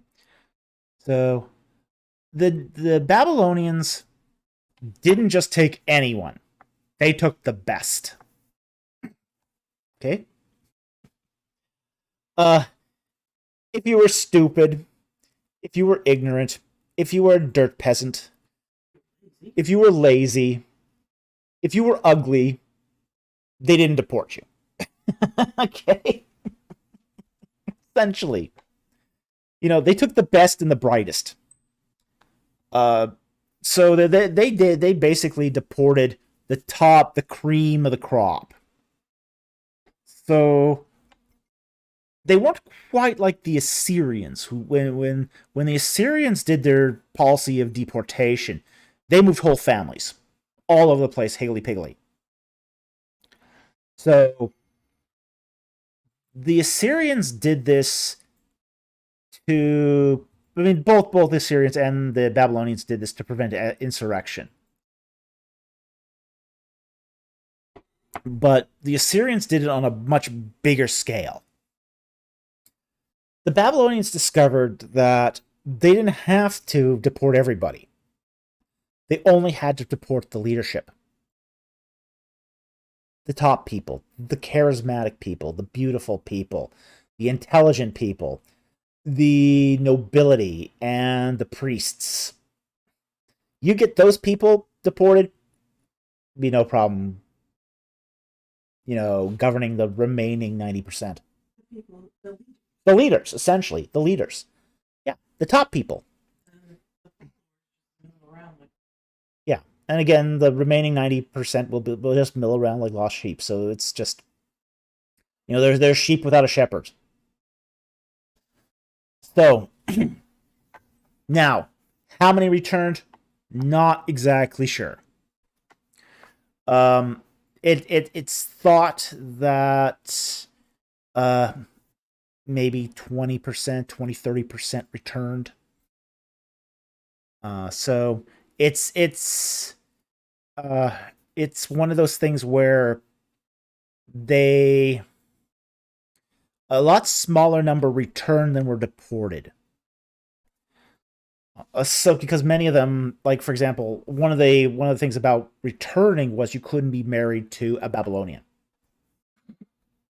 You could only be married to somebody within the Jewish congregation, the Israelite congregation. So there were restrictions on who could return. So many people found that they were ineligible for return. So, yeah, we don't know exactly how many returned, but it's estimated about 20 to 30%. We do know that the community of Israelites in Babylon survived long past the return from the exile too. They were still there under Nehemiah.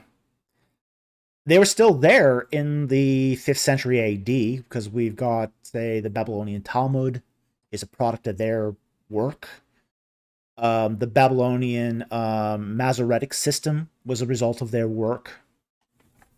And now you're getting into the 10th century, the 8th to 10th century AD. In fact, that community survived until modern times.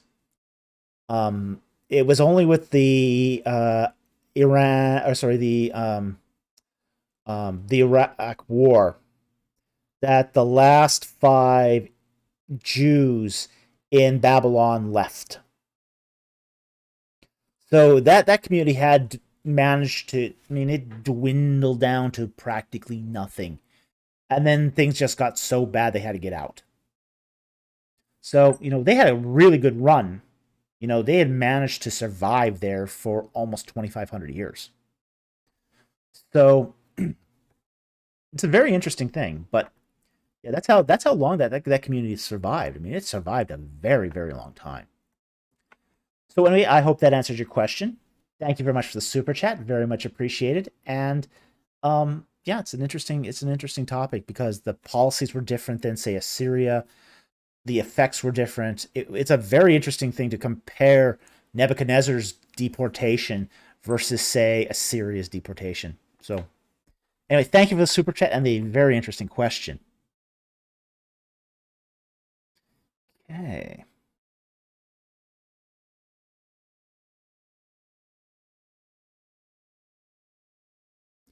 Mouthwash for $2. Thank you very much for the super chat. Great Pharaoh Falk. I have no questions. Here's $2. Well, thank you so much.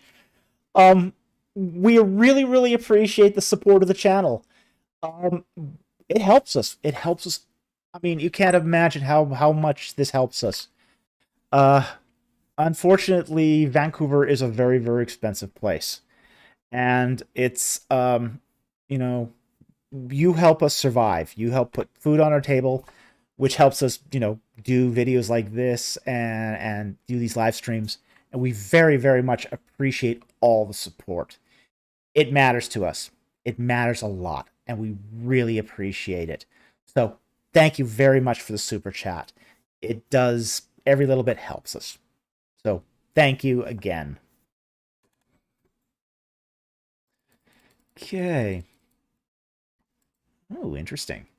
The Camilla part for $5. Thank you very much for the super chat. A friend of mine thinks a movie about judges in the style of a Western would be cool. He wants to know what you think. What would I think? Westworld. Western judges with robots. Cyborgs. Kind of like Abraham Lincoln with vampires.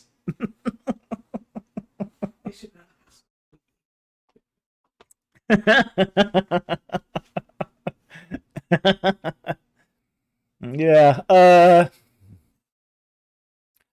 Wow. I'm not a huge fan of recontextualizing the Bible in all seriousness, but sometimes these things are actually better expressed in that way. Like for example, if you did say a history of King Saul, in say Shakespearean clothing. I mean, boy, that'd be interesting. That'd be really interesting to do a Shakespearean Saul. That would be actually a darn interesting movie. So there are times when changing the setting of a story helps communicate the story. I'm a big fan of Japanese cinema, and Kurosawa, did this several times. Like for example, he did King Lear set in medieval Japan. The movie's name is Ron. Excellent movie, beautifully done too, beautifully done. But telling the story in the setting of, say, medieval Japan, put a different spin on it, made it very, as I said, very interesting cinema.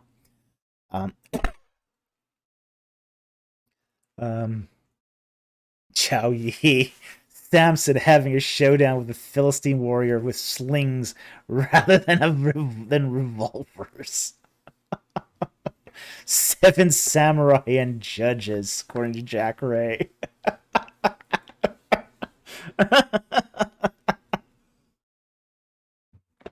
Ooh. 7 samurai and Joshua. Now there's a story. The Siege of Jericho. Think about that. Get all these samurai marching around Jericho and then it falls. Oh yeah, that'd be totally awesome. Totally awesome. Not historically accurate in any way, but totally awesome. Well, Brooks Restaurant, huh?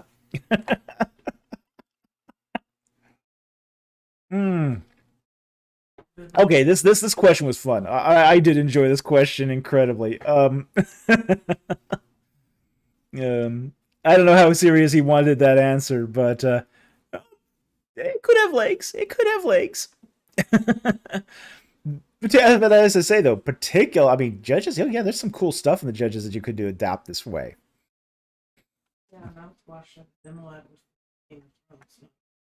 Yeah, that's true. But Ehud could fit in a Western.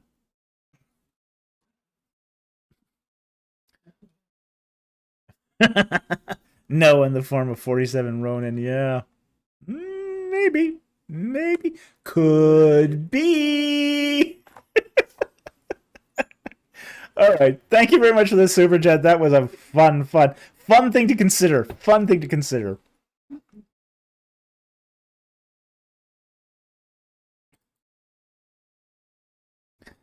Okay, $10 super chats from Moises Salazar.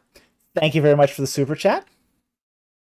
Dr. Falk, if you could invite any physics to your show, I mean, physicist, you mean? Who that person would be and why? Okay. Um, Physicist, I think you mean. Um, I'm not up on my physicists. Mm,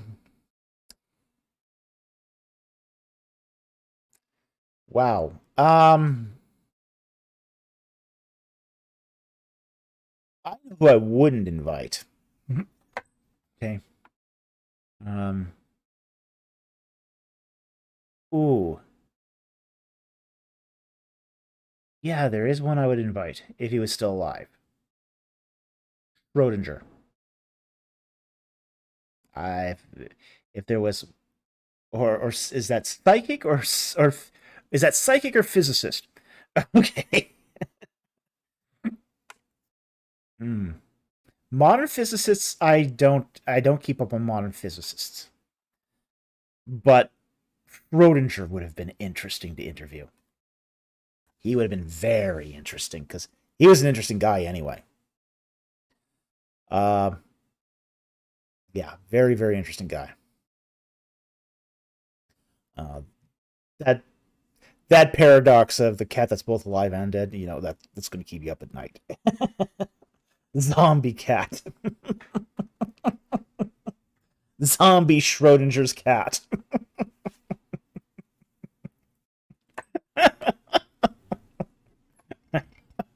Is it alive? Is it dead? Is it both?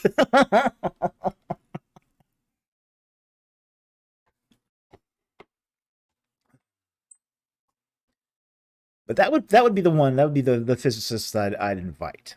Um, that's a that's dependent on that if that's what you actually meant. So, but I don't think I can think of too many other physicists that would have that I would consider interesting enough to bring on a show that I liked. But anyway, so anyway, there's the answer to my question to the question. Thank you very much for the super chat. Very very much appreciated. And there's my opinion. Okay. Okay. The next one super chat is from Biblical Brainstorm for 1999. I love that name, Biblical Brainstorm. Ooh. And he asks, was Moses born in the late 18th dynasty or early 19th dynasty? If 19th, it seems there's a problem with his age in the Bible. Well, we'll talk about his age in the Bible. If 18th, then why is Moses' birth in Exodus recorded after the Hebrews were building Pithom and Ramses? Okay. There's actually several great questions in there. Now, there is a problem with his age in the Bible, which is that it's four blocks of or 3 blocks of 40 years. So we can't count his age as being exact anyway, because it's using 3 idioms and adding those idioms together to get 120 years. Okay. So that's an issue. That's going to be an issue right out of the gate for the age of Moses. So we really can't cling hard and fast to that 120 years. So again, it's a triple idiom. You know, he was 40 when he left. Spent 40 years in Sinai, and then 40 years wandering in the wilderness.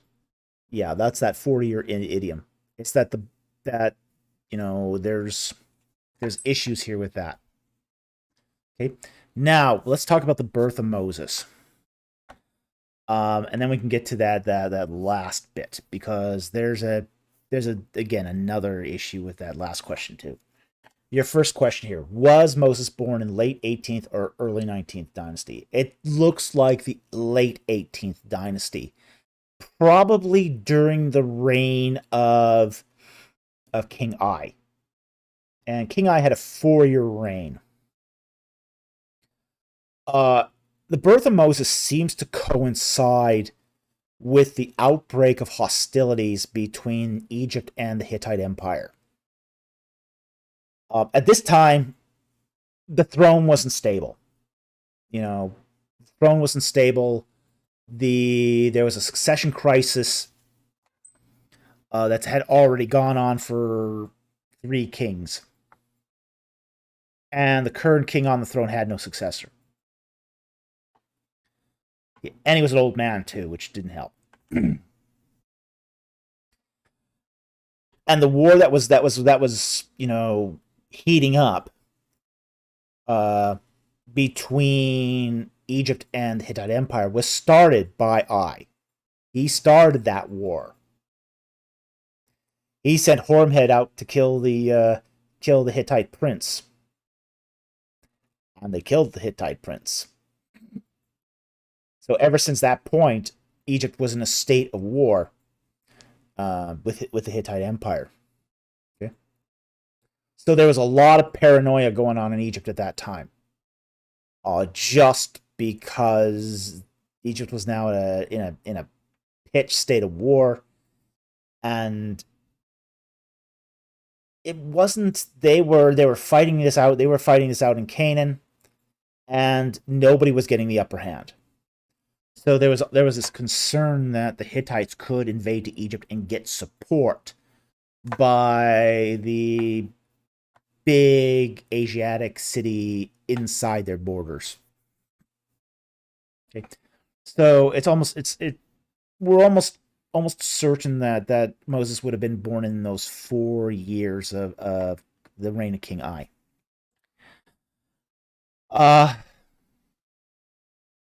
Now, the last question here.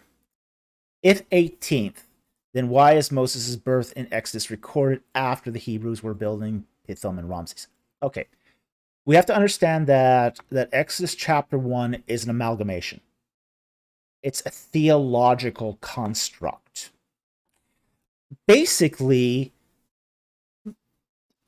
Exodus chapter 1 is treating about a dozen kings of Egypt as if they're one. Not every one of those acts in Exodus chapter 1 is attributed to the same person.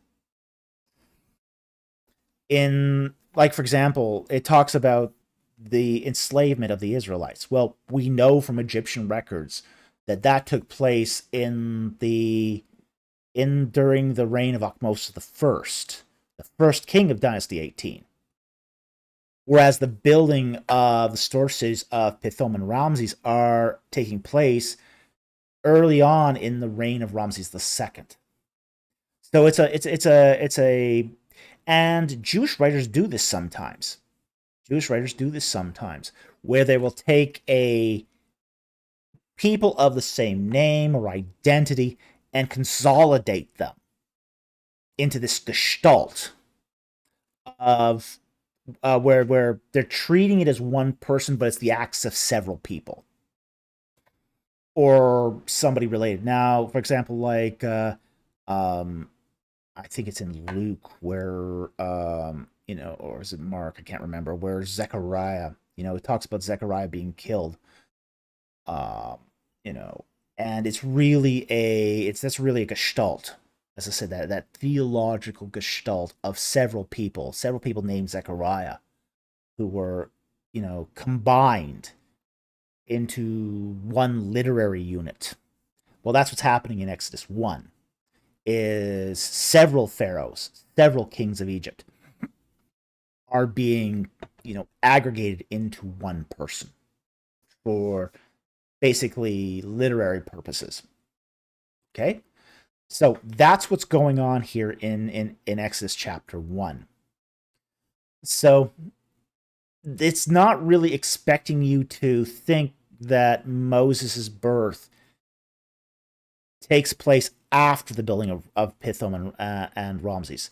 It's basically expecting you to think that this is sort of the overarching scenario in Exodus 1. And then you get into the birth of Moses. So this is parallel history. It's parallel history. And early Hebrew literature does this. It basically will take a piece of history. It'll give you a one thread of the history, and then you start back from another point, and then you continue on. We see this in the book of Joshua. We see this in the book of Judges. So, this is just the way ancient Israelites wrote. It's fascinating. It's fascinating. Can be very confusing for a Western reader, though. I'll say that, because Western readers, we like our history to be told like a story. There's a beginning, an introduction, and then a middle, and then an end, and then you stop. All the plot points neatly arranged in chronological orders. Yes, we like our history orderly and neat and tidy. Ancient people didn't write that way. And this is what's happening in Exodus. Is he's given you, from essentially the death of the last generation, all the way to the Ramses II, and then he's starting back again at, say, around the reign of King I for the birth of Moses, and then going on from there. So this is just a complexity of ancient literature. So anyway, I hope that answered your questions. They're good questions. Thank you very much for the super chat. Very, very much appreciate it.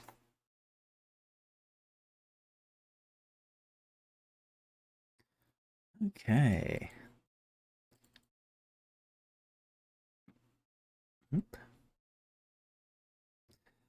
Aleko gave us a $5 Australian super chat. Thank you very much for the super chat. Very much appreciate it. And he says, Shabbat Shalom, Falkers and everyone. Well, Shabbat Shalom to you as well. Thank you very much for the super chat. Again, all this helps. We really, really appreciate and are we're just thrilled that this is helping people, that people are supporting the channel. We are, we never expected this kind of support, and it has helped us so much. It has also been just a great honor to give the community back to the community, to answer questions, use the knowledge that we have to make people more enriched in, say, ancient cultures and the Bible. We want people to pick up their Bibles and be excited to read it. We want people to be biblically literate. We think it's important for people to be biblically literate. That's why we do this, is because we want people to be informed. And, your contributions really help us to do that. So thank you so much for the super chat. Just really appreciate it, and it does help us immensely. So thank you very much.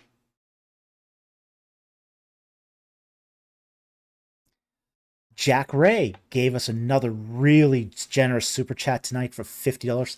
Thank you so much for the super chat. Wow, so appreciate it. And he says, I would like to sponsor a live chat question. I can't think of one. Thank you. Okay, so we're not going to answer the camel lepers. Dr. Falk, what is death? Wow,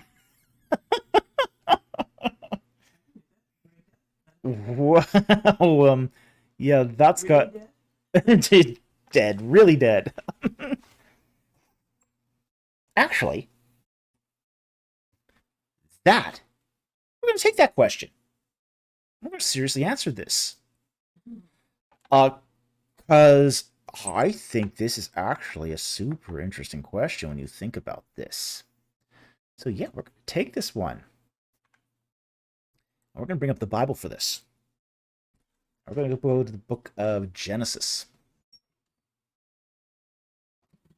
And let's see here. Going to go to the book of Genesis here. We're going to talk about death. All right. Let's see if I can find it here. I think it's in Genesis 3.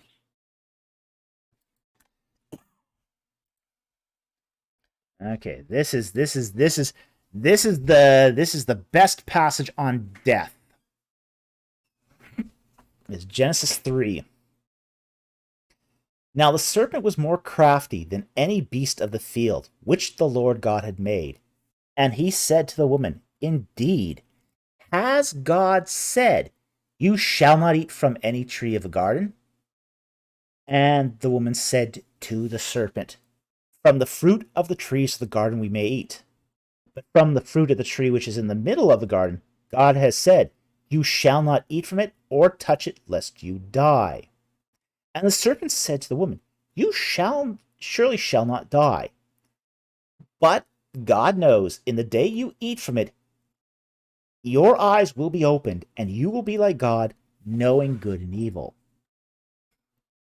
When the woman saw that the tree was good for food, and that it was a delight to the eyes, and that the tree was desirable to make one wise, she took its fruit and ate. She also gave it to her husband with her, and he ate.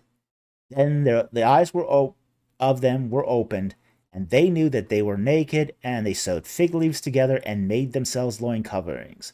And they heard the sound of the Lord God walking in the garden in the cool of the day, and the man and his wife hid themselves from the presence of God amongst the trees of the gardens. And the Lord called out to the man and said, Where are you?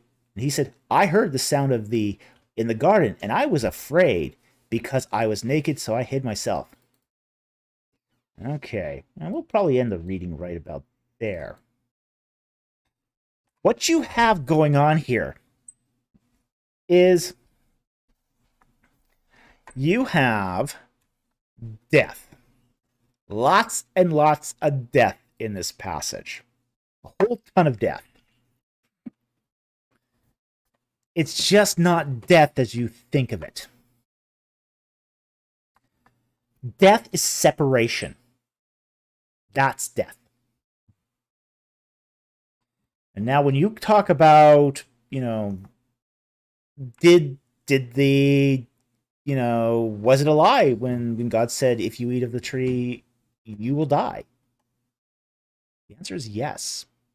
And there's a lot of death here. You've got separation of man from God. That's death. Separation of potentially body and soul. That's a death. Separation of man from nature. Man now becomes divorced from, is at enmity with nature. That's another kind of death. Man becomes, has a separation now from woman. It's another death. Separation from other human beings. More death. Man becomes separated from himself. He becomes fractured. He now has a struggle with himself, between himself and his sin nature. And the more he sins, the more death, more fracturing happens to the person. Oodles of death. This passage is just so full of death. Separation. It's separation. That is what's going on here. And it's not just one death, it's many kinds of death. Man is separated from spiritual beings. You have to remember, in the Garden of Eden, there were cherubim. They're not only just, Adam and Eve are not just walking around with God there. There's other spiritual beings there too. So they lose that connection to the spirit world. They're now separated from the spirit world. Separated from God. Separated from man, other men. Separated from your wife. Separated from your children. Separated from nature. Even the ground hates you now. The more you sin, the more the ground corrodes. And you're separated from yourself. It's a phenomenal cascade of death And it is all through this passage. And this is why Jesus said, I have come to give you life and life abundantly.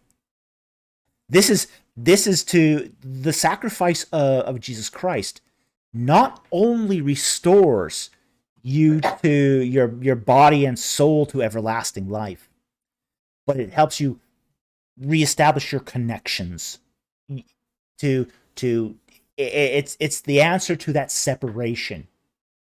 Now you're no longer separated from God. You're no longer separated from, your fellow man in the same way. You're not separated from your wife. You're not separated from nature. You're no longer separated from the spirit world. And you have now new integrity of your person because the sin problem is answered. So just as amazing as the cascade of death here is in Genesis 3, the solution to the problem is more amazing because it resolves that separation. So anyway, that answers that sponsored question, which is, what is death? So anyway, I want to thank Jack Ray here for sponsoring a question. I hope that was worth the sponsor. Very, very much appreciate your generosity here to our channel in recent days. You've really helped us out recently, and we're so grateful. So anyway, thank you so much for that super chat and for sponsoring another question too. And just happened that you did right after a really, really excellent question. So thank you so very much. Okay.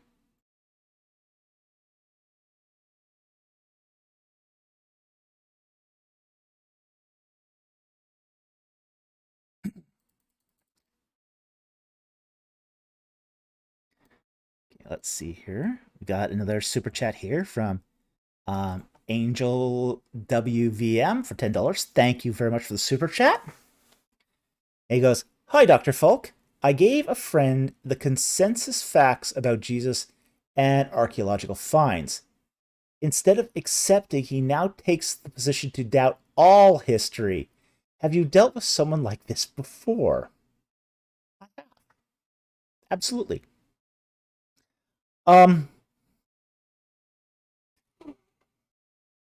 I have dealt with people who just, you give them the history, you give them the facts, and then they just go and say, well, I doubt all history. I doubt all chronology. I doubt that anyone's actually finding stuff out of the ground. It turns into almost a kind of solipsism. And this is cognitive dissonance. That their belief is so firmly held that they would rather throw away reality and history than to change what they believe. There's not much you can do in this case because that is a very, very strong impulse. They might at some point, reconcile this, but it will take some more cognitive disequilibrium, which is different than cognitive dissonance. See, here's the thing. To get people to change their mind on history, they have to be emotionally engaged. You give them some piece of information that just sets them off balance. They go, whoa, I never considered that before. What is this? And they are off balance. This is called cognitive disequilibrium. This is why it's sometimes, and I don't recommend this as a evangelistic technique unless you really know what you're doing, which is sometimes the best way to get somebody to change their mind is to make them mildly angry. And the term here is The condition here is mildly angry. Okay? Now, don't make them furious at you, but you make them mildly angry. Because now they're emotionally engaged. And if they're emotionally engaged, it sets them off balance when they receive new information. At that point, they have to reconcile the information to deal with the emotional unbalance. It is during that time of emotional unbalance that they come to new ways to reconcile that information, essentially change their mind. Now, if they receive new information without being emotionally unbalanced, or they're pushed too hard, so they're just sort of angry at the messenger, not the message, they can enter a state of cognitive dissonance. And cognitive dissonance is where they've got new information, they're not emotionally engaged in it, but it would have emotionally engaged them if it had been presented right, so they detach. And when they detach, they compartmentalize that information as being something that threatens a core belief. And when the core belief gets threatened, they'll make a choice between what's the important core belief and the information. And they've got to reconcile that. So what they'll often do is they will say, okay, I'm not giving up the core belief. Not giving it up for love or money. Not giving it up. But that new information has to now be made consistent with that core belief to make the bad feelings go away. So instead of, say, changing the core belief, they're going to change everything else to make the new information consistent with the core belief. And in the case of your particular person you've dealt with here, and I've dealt with these people too, is that they will say, oh, history? Oh, we don't need history.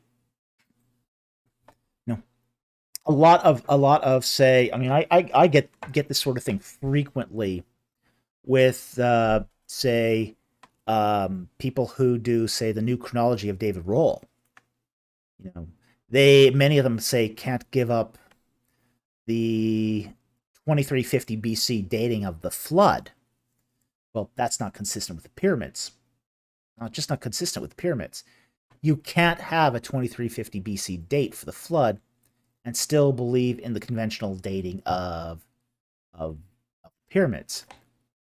So they'll take, Velikovsky's chronology and go, oh, look, here's an alternative view, and this makes it consistent. So they'll add Velikovsky, and of course, there's no merit to that chronology, and it's whacked beyond all belief, but it makes the information consistent.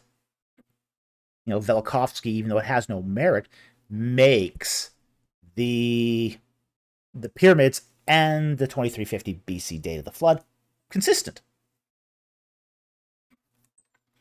Try to persuade them away from that, next to impossible, because they've detached the information from reality. They've got just enough information to detach it. But at that point, they'll close the mind. At that point where you have cognitive dissonance, the mind is closed to further information.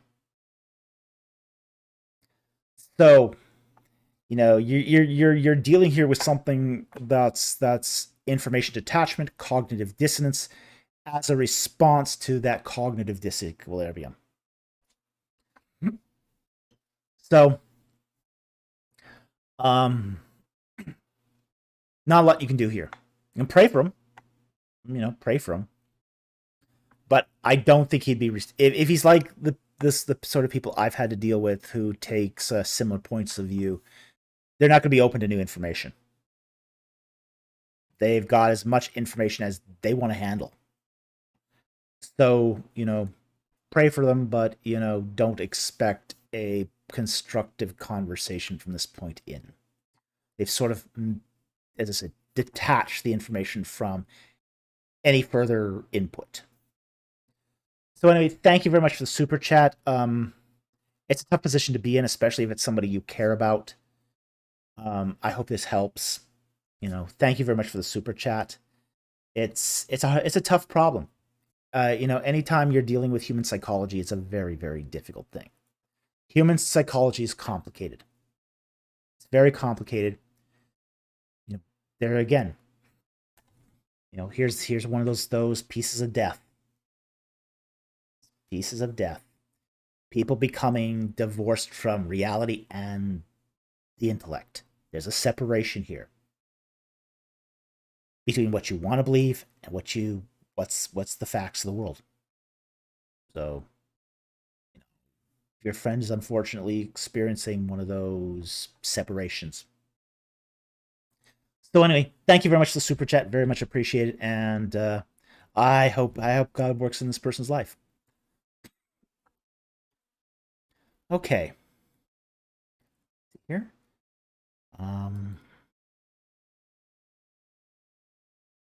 Addison Weir for $4.99. Thank you very much for the super chat. Have you read John Oswald's book, The Bible Among the Myths? No, I haven't. If so, what are your thoughts? Oh, I don't like the title. But I haven't actually read it, so I don't know what he means. So I can't comment on this because I haven't read it. My reading list is so long it isn't even funny. I've got crazy amounts of stuff to read. I've got a backlog of stuff, mile high. I'm sort of doubting if I'm going to get through all my reading list in my lifetime. Honestly, it's just it ain't happening. It ain't happening. Yeah, but I do see the Bible as a historical document. I don't see it as myth.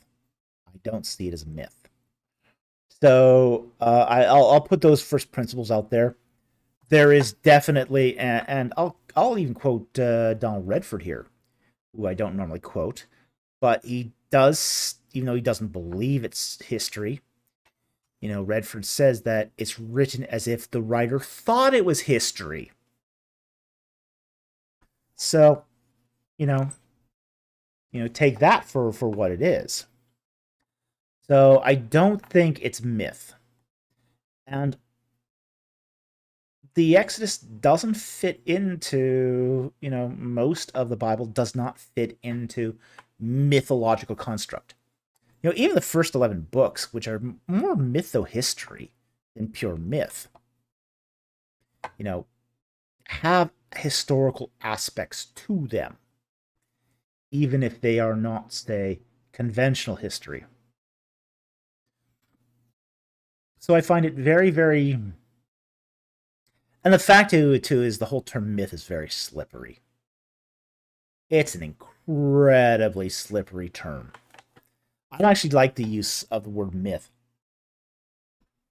because it can mean several things.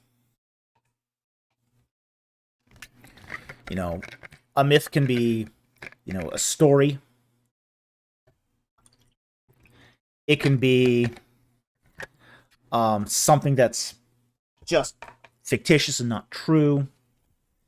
It can also be something where it has a historical event that's set in the drama of the gods. Like the Trojan War. So there's various kinds of myth. And it's not as simple as just saying, or even a story with archetypes in it.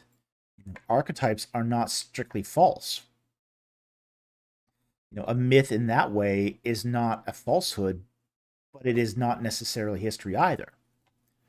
So, I think myth is a very, very slippery term, and I don't like using it because of that. So, those are some of my thoughts about at least myth.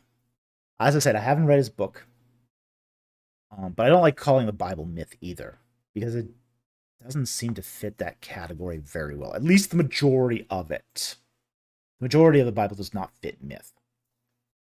Not in sort of any classical sense of that term. So, anyway, that's my opinion. Thank you very much for the super chat. Very much appreciated. Okay. I think we're getting almost to the end of the super chats here. We still got some more here. Okay. The Camelopard for $10. Thank you very much for the super chat.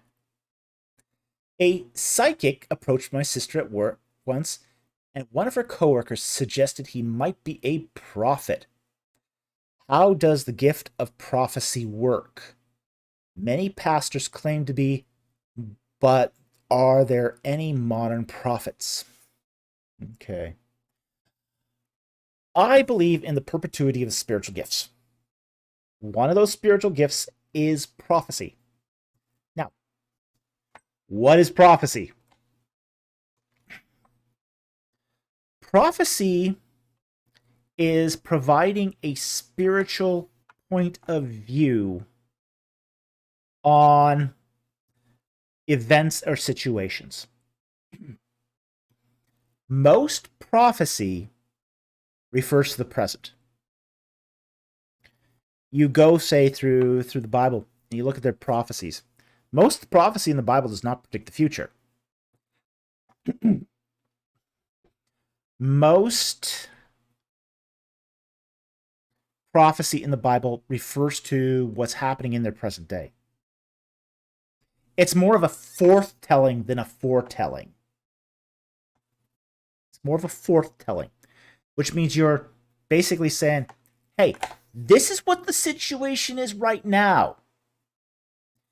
Noam Chomsky basically said once upon a time, once way back, 99% of the people don't know what's going on. And don't know that they don't know what's going on. Prophecy is kind of a remediation to that. It's trying to show people what's going on.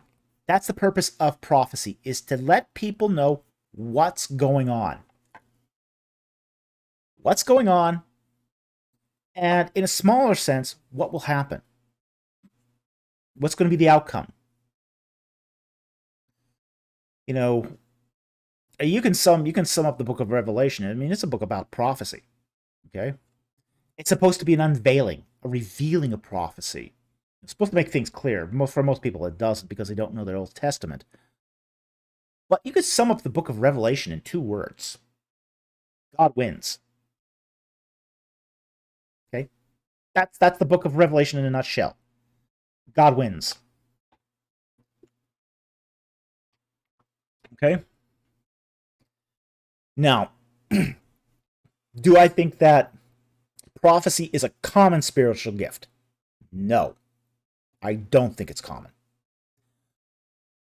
I know many people claim to be prophets.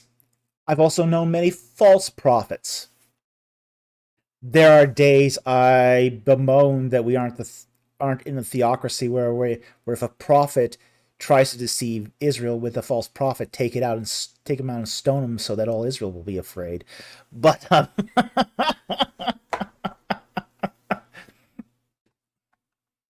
I think that most modern prophets are charlatans. I have met some legitimate prophets, though, people who have the gift and have accurately, seen what is to come, or even be able to discern what's in the moment. And that's sort of the sign of a true prophet, is, are they getting a message that makes the moment clearer? Does it make a message that brings people back to God? Does it bring them back to the Bible? I mean, for example, if a prophet is saying, "Hey, I got a new revelation for you, follow me," that's not a message that brings people back to God. That's a message that's saying, "Follow me, I'm a prophet." No, that's a false prophet. All prophecy brings the glory back to God. All of it.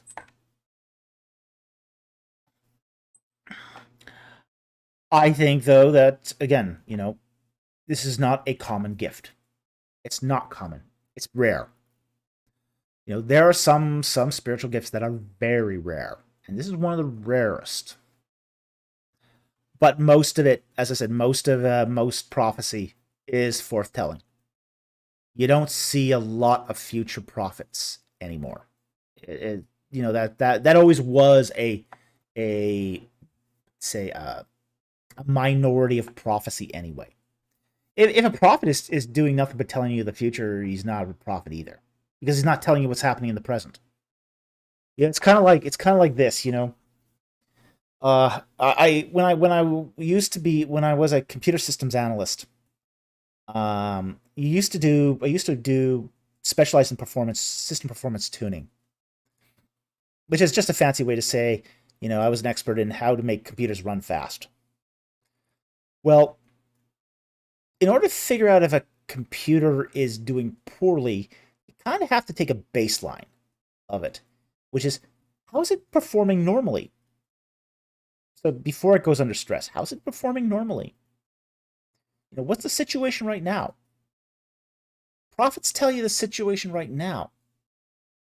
If they can't tell you the situation right now, they're not going to be any good about the future, because they don't know the present. There's no trajectory there. So,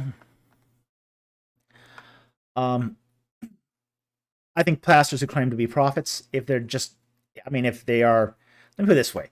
I know there are some pastors out there who claim to be prophets but never prophesy either. They just use that as a title. I don't have a huge problem with those who are just using it as a title. If that's what some people are using, they'll use prophet as a title, apostle as a title, bishop as a title. Okay, if that's what your denomination does, then okay, that's a church tradition thing.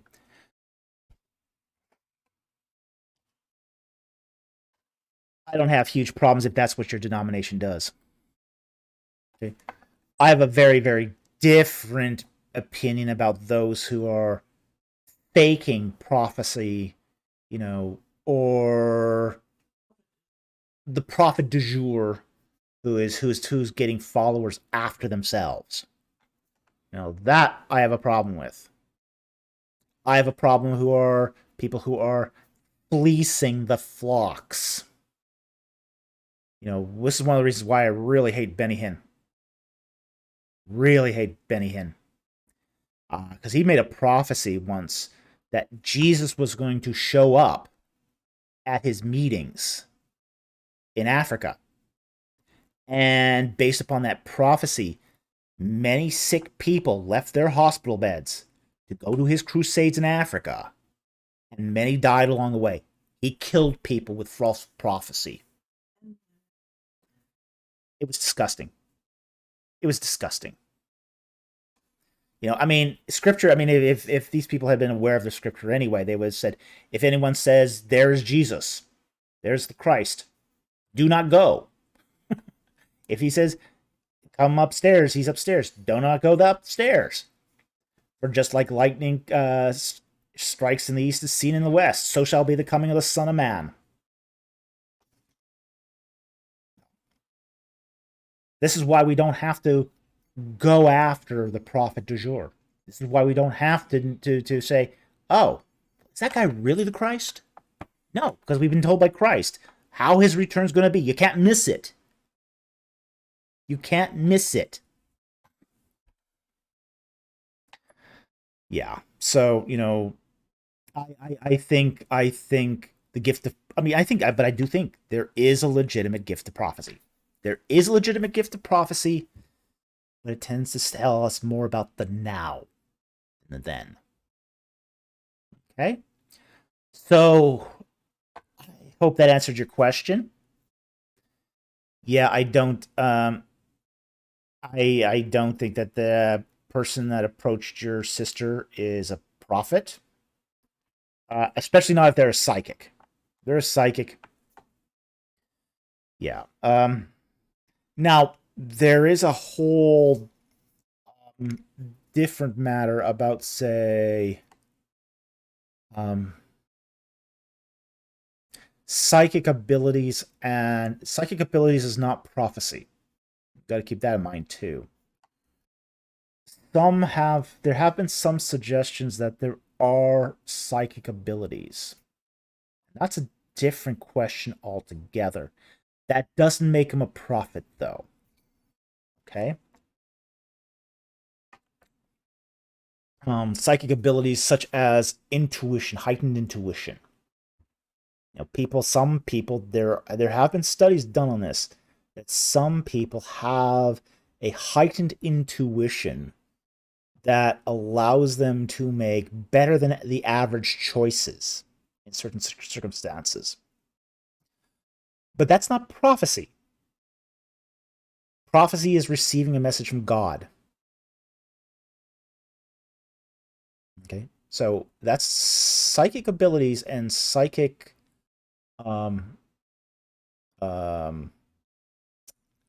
we'll probably do something on psychic abilities at some point, because I think it's a topic that we should talk about as well at some point. Because there's been enough studies on this that says it's at least a thing. So it would be remiss if we didn't at least try to discuss this at some point from a biblical perspective. But they're something that's inherent to your nature. They're not an extra thing that God gives you. Prophecy is a message from God, essentially. So anyway, thank you very much for the super chat. A lot of interesting issues here. There's a lot of interesting issues here, and we could go into this a lot longer.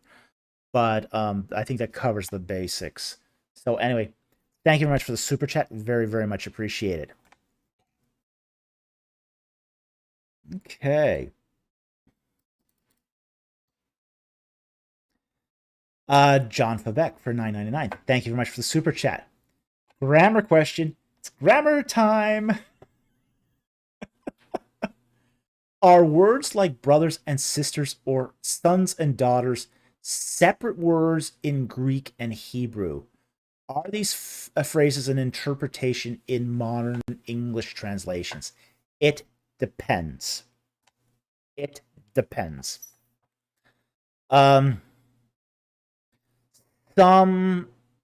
Sometimes a translator will take adelphoi in the Greek, for example, brothers, and translate that as brothers and sisters.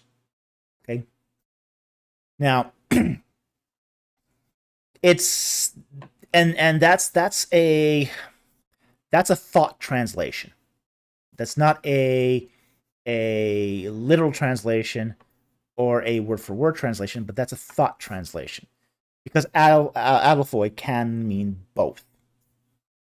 It just means the brothers. Okay.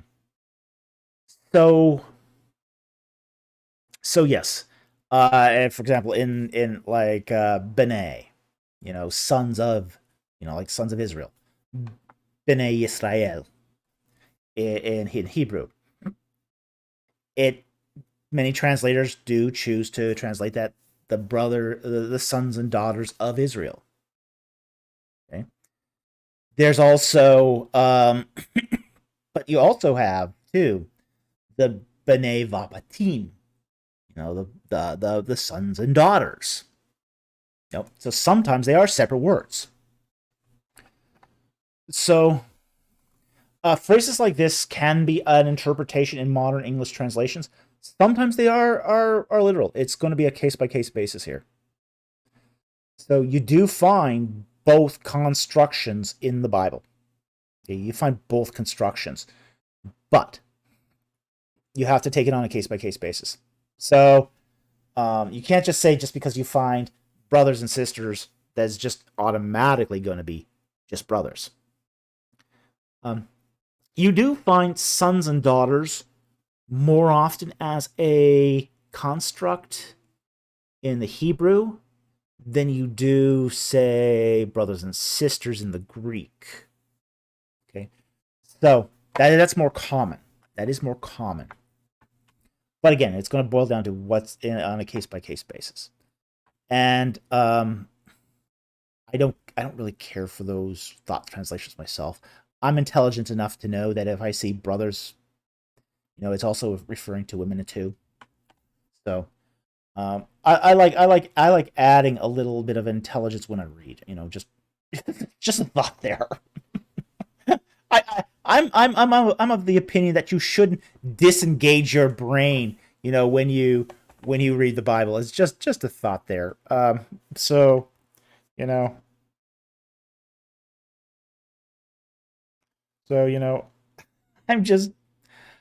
I think your mind should be fully engaged when you read the Bible. You should be aware of what you're reading. Why is this being used? Is this original to the text? Keep constantly asking yourself questions about the text as you're reading the text. I think it's a wonderful thing to do. And I think this is a great question to ask because, it brings into perspective, the question of, is this a modern English interpretive gloss? Or is this original to the text?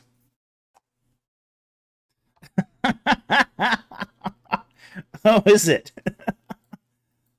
Dr. Falk is built different when he reads the Bible. Well, I don't know if I'm built different. I just, I think we should read intelligently, It's just so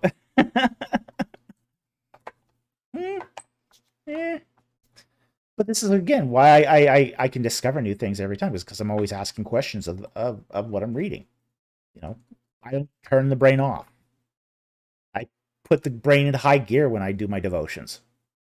So this is why I put a lot of effort into reading the Bible.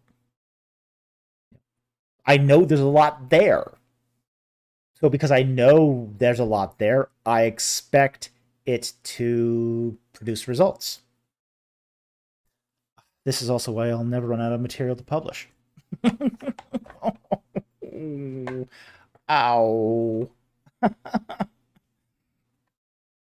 This is also why I feared writing a commentary. Because if I start doing a commentary and having to do this with every chapter of a book, oh my gosh, that would... Your commentary would be the first. Yes. Take a book of the Bible and do chapter with it. That's your... how many words do they want? How many pages? Yeah, most books, most publishers don't want you to publish beyond 250 pages. So you do a 12 chapter book. You'd have 12 minutes. Yeah, I don't think any publisher would go for that. just saying that I don't think the publishers would like my exhaustive commentaries. So, but there's a lot of detail. A lot you can just pull out of the text by just being attentive to reading it. It's amazing how much is in there. Jack Ray. A commentary, the never-ending story of Dr. Falk's quest to write forever. And here's the thing, the dirty secret of commentaries, of most commentaries, are just based upon other commentaries. That's the dirty secret of commentaries. But I'm always going to go to the text. I'm going to wring that text for every drop of information I can get.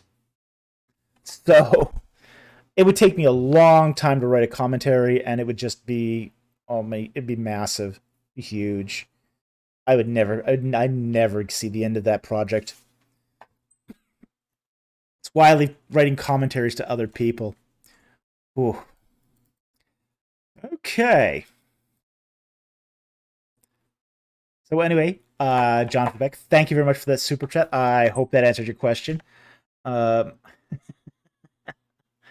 Mr. Rich B.O.B., have you thought of writing a commentary on just Exodus in 2,500 pages?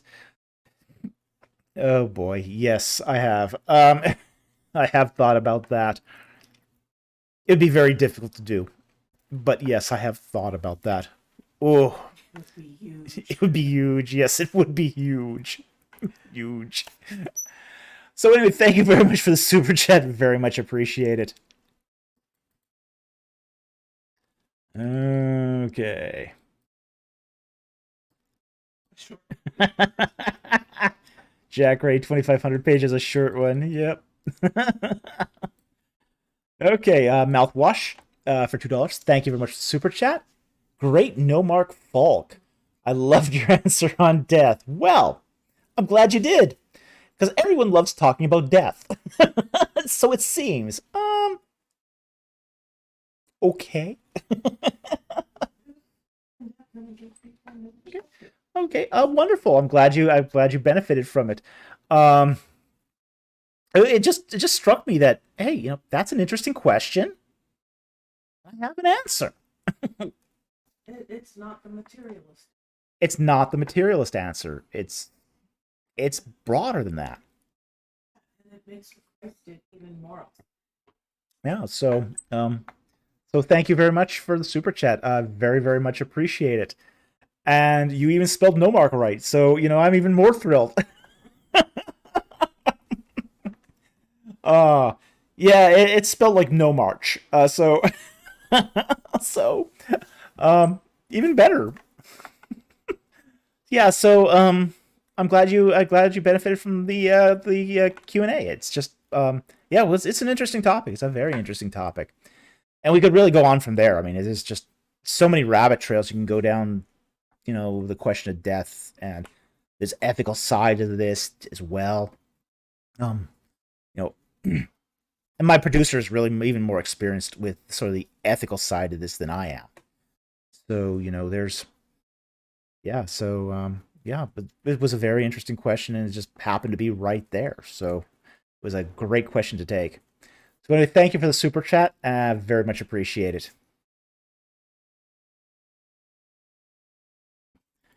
Addison Weir for $1.99, and I think this is our last super chat here. Thank you very much for the super chat. How would you translate Genesis 1:1? Okay. I am very, very traditionalist in my sort of Hebrew renderings here. I understand recent translators use Genesis 1:1 as a subordinate clause. I'm not fond of that grammar. But then again, I haven't looked closer into this. There might be good reasons for this. So, but I find that whole proposition of turning Genesis 1:1 and 1:2 into one long subordinate clause as I find it a difficult translation, honestly. I know there's some translators that now prefer it. It's not a traditional usage of the preposition be, bait. It's I still prefer the older translation here. In the beginning, God created the heavens and the earth. I still prefer that translation. Now, I can say with that translation that and I have to here say separate translation from interpretation. Because I think you can still interpret Genesis 1:1 in multiple ways with that translation. So I'm going to separate here translation from interpretation. I don't like ideologically driven interpretations or translations. If there's a large amount of interpretive weight put into a translation, I start getting super suspicious that the translation might be wrong. So I like to be super cautious about how I'm very conservative about how I translate things. I want my translations to make sense. You know, as Martin used to say, any translation that doesn't make sense is nonsense. So I want my translations to make sense. I want them to be consistent with the normative rules of the grammar. I'm not opposed to applying new rules of grammar as they are discovered, because these are ancient languages. We're still discovering some grammatical rules with them. But I want to make sure those grammatical rules have warrant. And if they have warrant, then I'm okay with using them.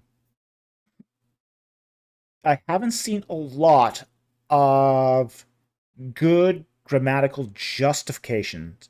I mean, justification from comparative texts that allow the bait to be used as a subordinate clause instead. So that's sort of my philosophy when I start looking at, say, approaches to translation. So as I say, I'm a very conservative translator. I don't go into eccentricities. I don't go into speculations when I translate. I try to keep interpretive baggage to a limit. Now, there's always going to be some interpretive baggage, because you can't ever do a translation without some interpretation. But you don't have to add extra baggage either. You know, you leave that, you do your interpretation, you make your translation, you make it a clean translation, and then you leave the interpretation to the exegete. So I think there's a role for the exegete. I think there's a role for the translator. So I keep the roles separate here. I don't like merging those roles. Oh, Jack Ray just asked, I'm not getting it. I thought Genesis 1 is one sentence. Well, depends who you ask. There are some people who now translate that. How do they translate that again? In the beginning, when God created the heavens and the earth was formless and void, and darkness was over the surface of the deep. The Spirit of God was moving over the surface of the waters. Okay?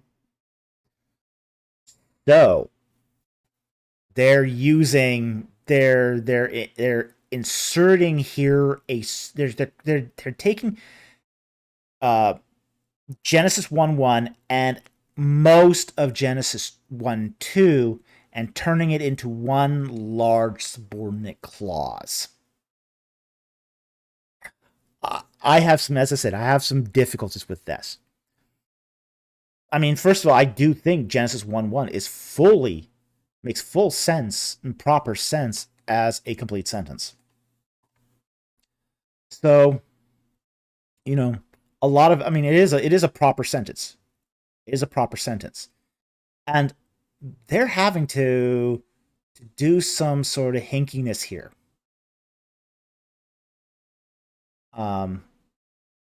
So there is some sort of there's some jankiness to this attempted translation. But I know it's increasing in favor. It's gaining more support. Again, a lot of this has come down to compatibilist views of science with the Bible. I don't think it's necessary. Really, I don't think it's necessary to do this. I think just an ordinary Hebrew rendering of this is more than satisfactory for the text. So yeah, I just take this as in the beginning, God created the heavens and the earth. And then I leave that up to the exegete to figure it out. So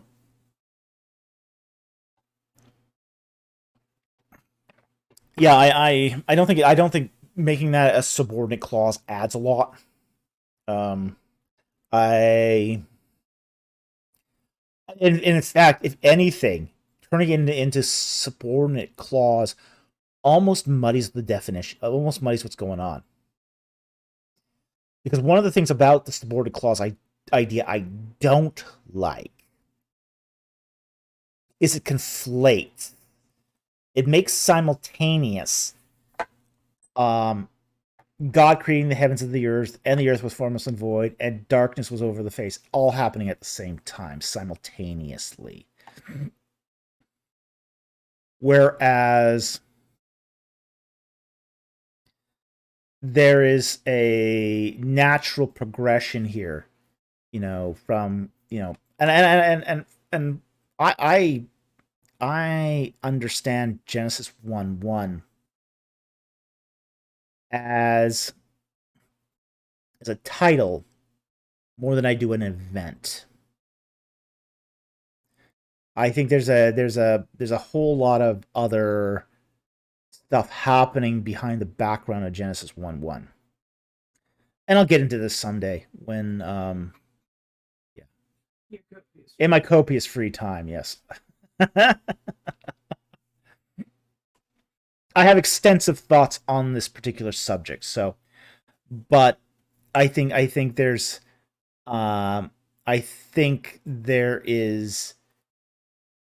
there's some issues about how this is being, about how modern translators are translating this, and I think it's a lot more cohesive with the older way of translating this. So I have not been convinced by the new translators on this. So anyway, that's about all I'm going to say about this for now. Thank you very much for the super chat. I hope that helped, and I hope that provided some clarity to the question. So thank you very much for the super chat. Very much appreciated. Okay. We've now hit 3 hours, 3.25 hours. We're not going to go much longer here. I'll take a couple of non-super chats, and then I'm going to call it a night because I got to get up early in the morning and go to work. So I will go scan quickly through here. Hmm.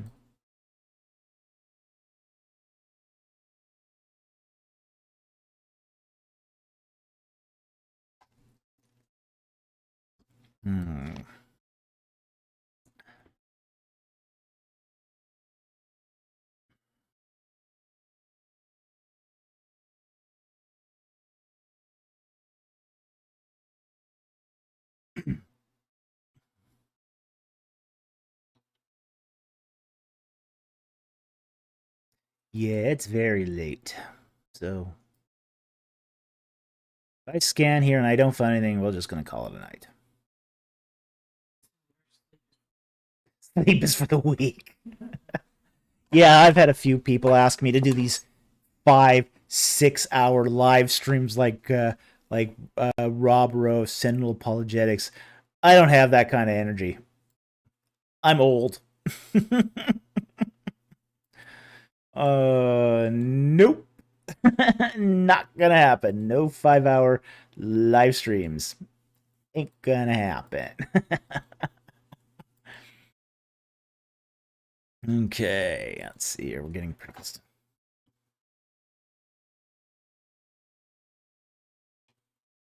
I'll take this one here. Barry Kitsy, thoughts on the Shroud of Turin? I don't think the Shroud of Turin is the Shroud of Jesus Christ. I'm gonna lay that right out there.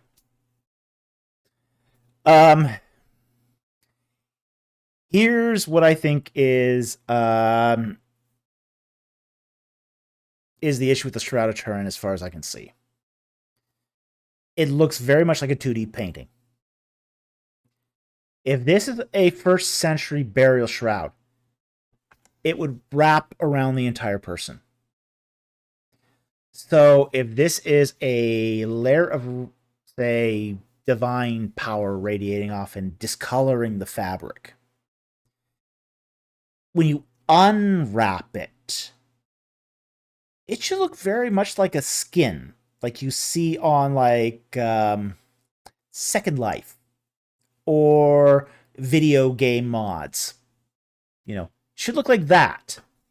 You know, and when you unwrap those things, you know, when you see those skins, you know, where a 3D person is turned into a 2D map, texture map, it looks like a squashed pig or a walrus or something like that. It doesn't look human. It doesn't look human in the slightest. It's big because you're taking a 3D object and turning it into a 2D object, essentially. And that's what happens when you would take if you had taken a shroud and wrapped the body in it, and then that sort of radiation event happened.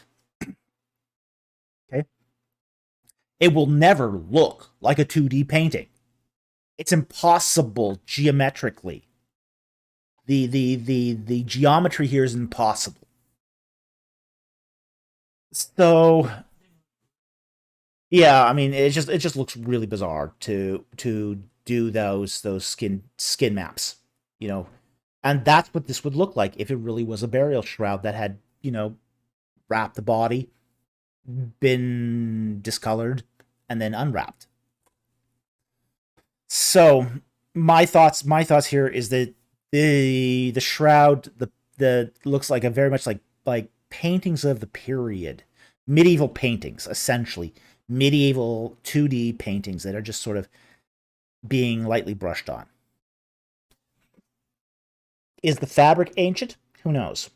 I don't think that's what even makes it. You know, it's really sort of beside the question if the shroud is ancient, because you know somebody could just have found a shroud in a tomb somewhere and then painted on it and then presented it. So you know, I don't think the Shroud of Turin is a legitimate thing. I think it is. I think it is a medieval. I mean, it's legitimate in insofar as it's, you know, definitely something that the Crusaders brought back from the Holy Land. I think that's, I mean, but making fake artifacts isn't new. You know. But you know, it's just I just don't think it's. I mean, even if it is a legitimate burial shroud, you know, it's probably been tampered with. It's almost certainly been tampered with. It's certainly almost certainly been painted according to medieval art styles. So I've got some serious misgivings about this. I got some serious misgivings about this. Just because, as I say, just because of the geometry. It makes no sense. So anyway, thank you for the question, and I hope that helped. You know, just again, look at those skins. They're just, you know, skin maps. You should be able to figure this out for yourself. So, next question, and probably the last question of the night.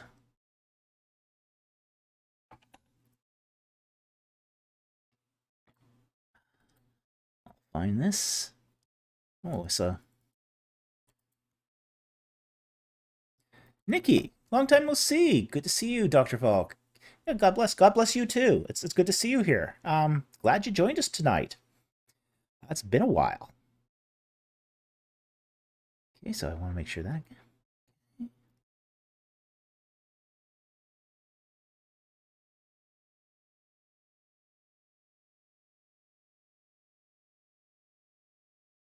Hmm.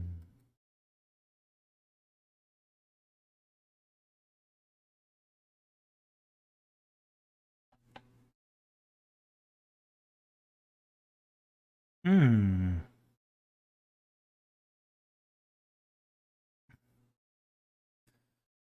Actually, hmm.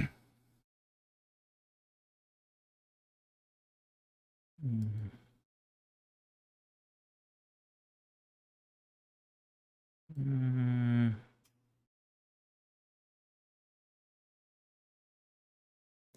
Okay, I think that will be the last question of the night. Okay, this is going to be the last question of the night, and it'll be from Thomas Perez. And he asks, what is the abbreviated process of making a new Bible translation? Would you want to make one? I'll answer the last question first. No. Okay. I don't see any benefit of making new Bible translations. People. I mean, there are people out there who just keep make. I mean, book publishers love Bible translations. They're always guaranteed to make a profit. If it's a good Bible translation, then they make a lot of profit. Uh, Most new Bible translations don't add anything good. They're not. They're not a move forward. I have I've had to review some Bible translations in the past. Uh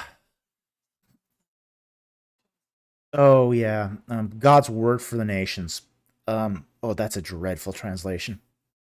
I actually knew people on that translation committee. Terrible translation, just terrible. Oh boy, I don't know. I don't know if I should tell them the full story for that one. Okay, okay. I was we were given one of these God's word for the nations, and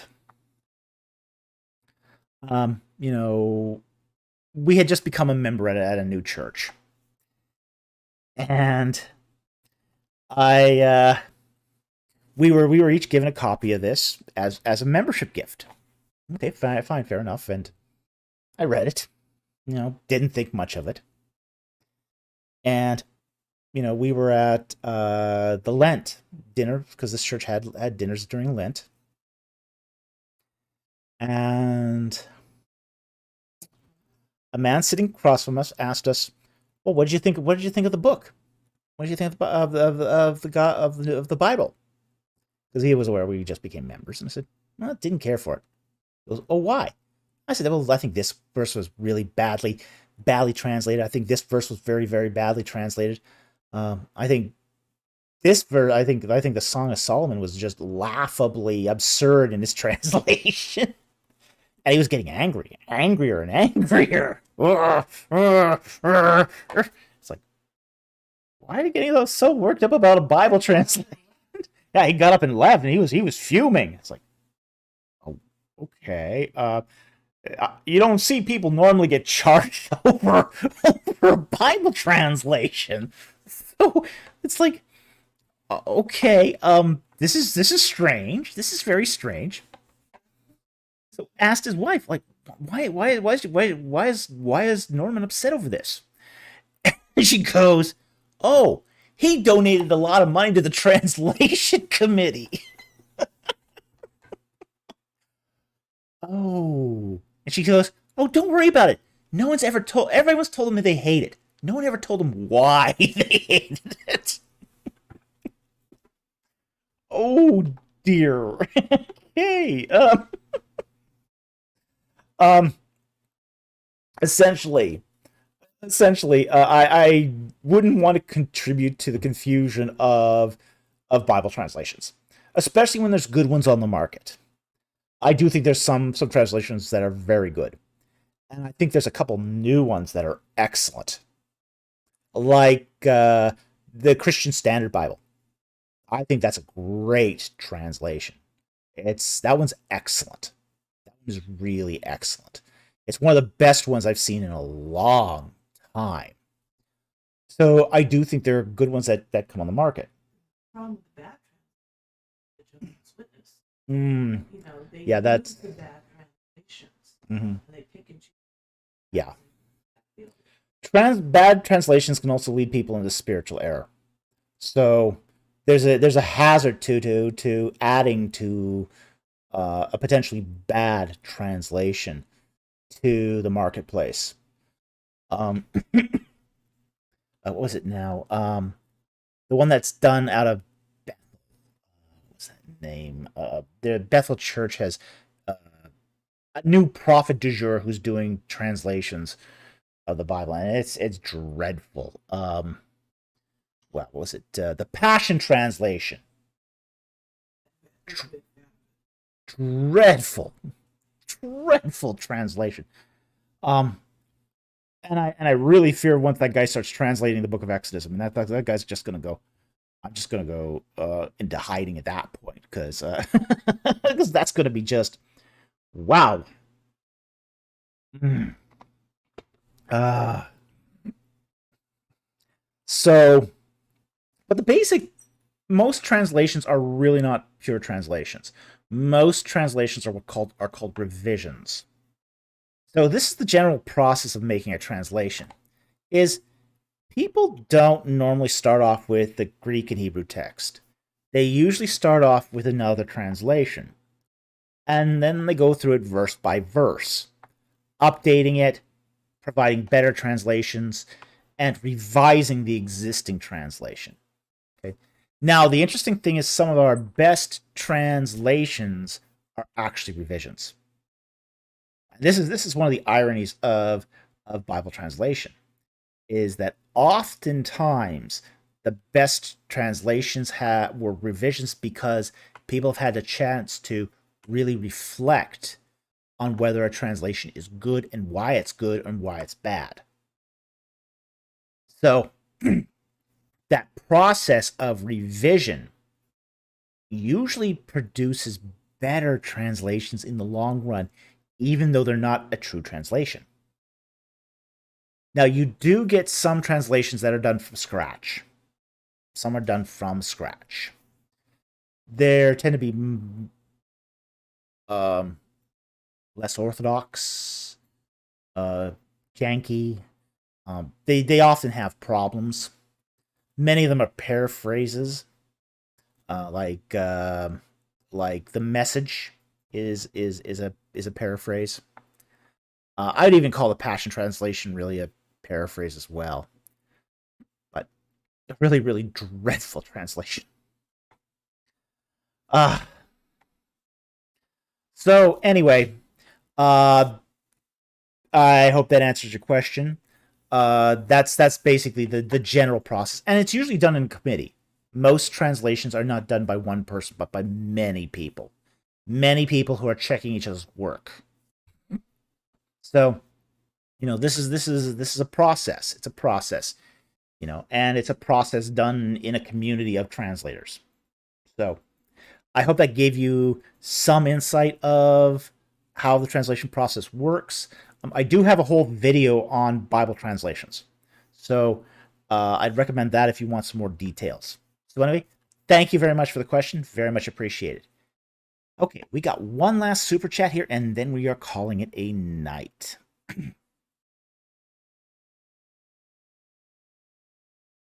Oh, yikes. I'll take. Oh, boy. Mr. Rich B.O.B. Quote, God wants you to be the love prisoner in the dungeon of his eternal love. Passion Translation Committee. Oh, oh, no, no, no, no, no. Terrible. Oh, it's so awful, that translation. It's just cringe from beginning to end. It's just awful. Yeah. Okay, now we're going to go with the last question, which is a super chat, and then we'll call it a night at this point. Which is, if I find it here. And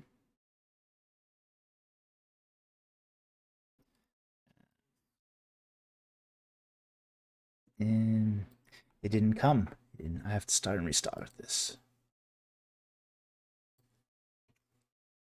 Okay, reconnect. Yeah.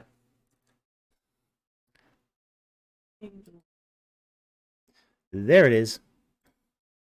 Okay. Thank you for this super chat from Angel WVM for $10. Thank you so much. In passages like 1 Samuel 29:3, the Israelites were called Hebrews. Where does the term Hebrew come from? In this passage, it looks like an insult. Not because it is. Okay, let's pull this one up. It is a good question. 1 Samuel 29, verse 3. Okay.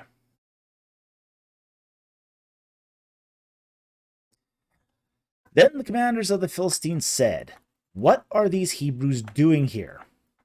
And Achish said to the commander of the Philistines, "Is this not David, the servant of Saul, the king of Israel, who has been with me these days, or rather these years?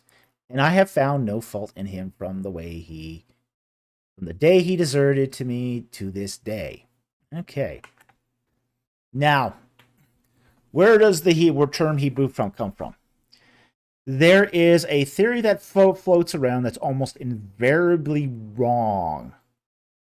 That the term Hebrew comes from from the name Eber, which is one of the descendants of Shem. Okay? That's almost invariably wrong. More likely is that Hebrew is a derivation of the term Hapiru. Okay. But it's also this is one of those words, we were talking about words that change meaning over time. This is one of them. Okay. This is one of those words that changes meaning over time.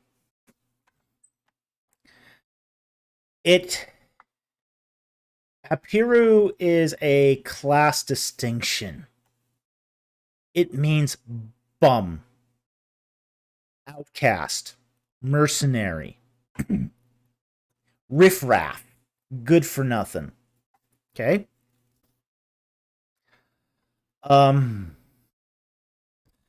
It eventually comes to mean, especially when you start getting into Middle Hebrew, it comes to mean the people who are speakers of the Hebrew language. Okay?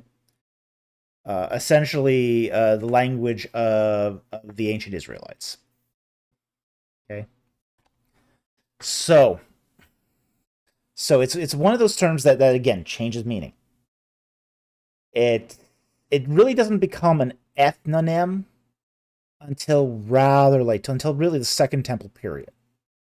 So it undergoes this transformation from riffraff, good for nothing bum to somebody who speaks the Hebrew language to the ethnicity of Israelites. Because essentially, I mean, it takes on that meaning connotation. Because Israelites are barely the only people who speak Hebrew. Nobody else speaks Hebrew. Okay? So that's sort of the trajectory of the term Hebrew. So when we see these older usages of the term Hebrew, we do see in the older usages, it has more that connotation of being riffraff. As I say, bum, mercenary. And we see this usage in the Amarna texts. We also, interestingly enough, we also see the term Hebrew, Hapiru, used all over the ancient Near East. It's used all over the place. We see it in Amorite texts. We have a reference to this in the Mari texts, believe it or not, where actually somebody was called this as a name. They were given this name of Hapiru. as a proper name. So they were just, I mean, can you imagine naming someone bum? Griffraff? Good for nothing? It's like, oh, that's not nice.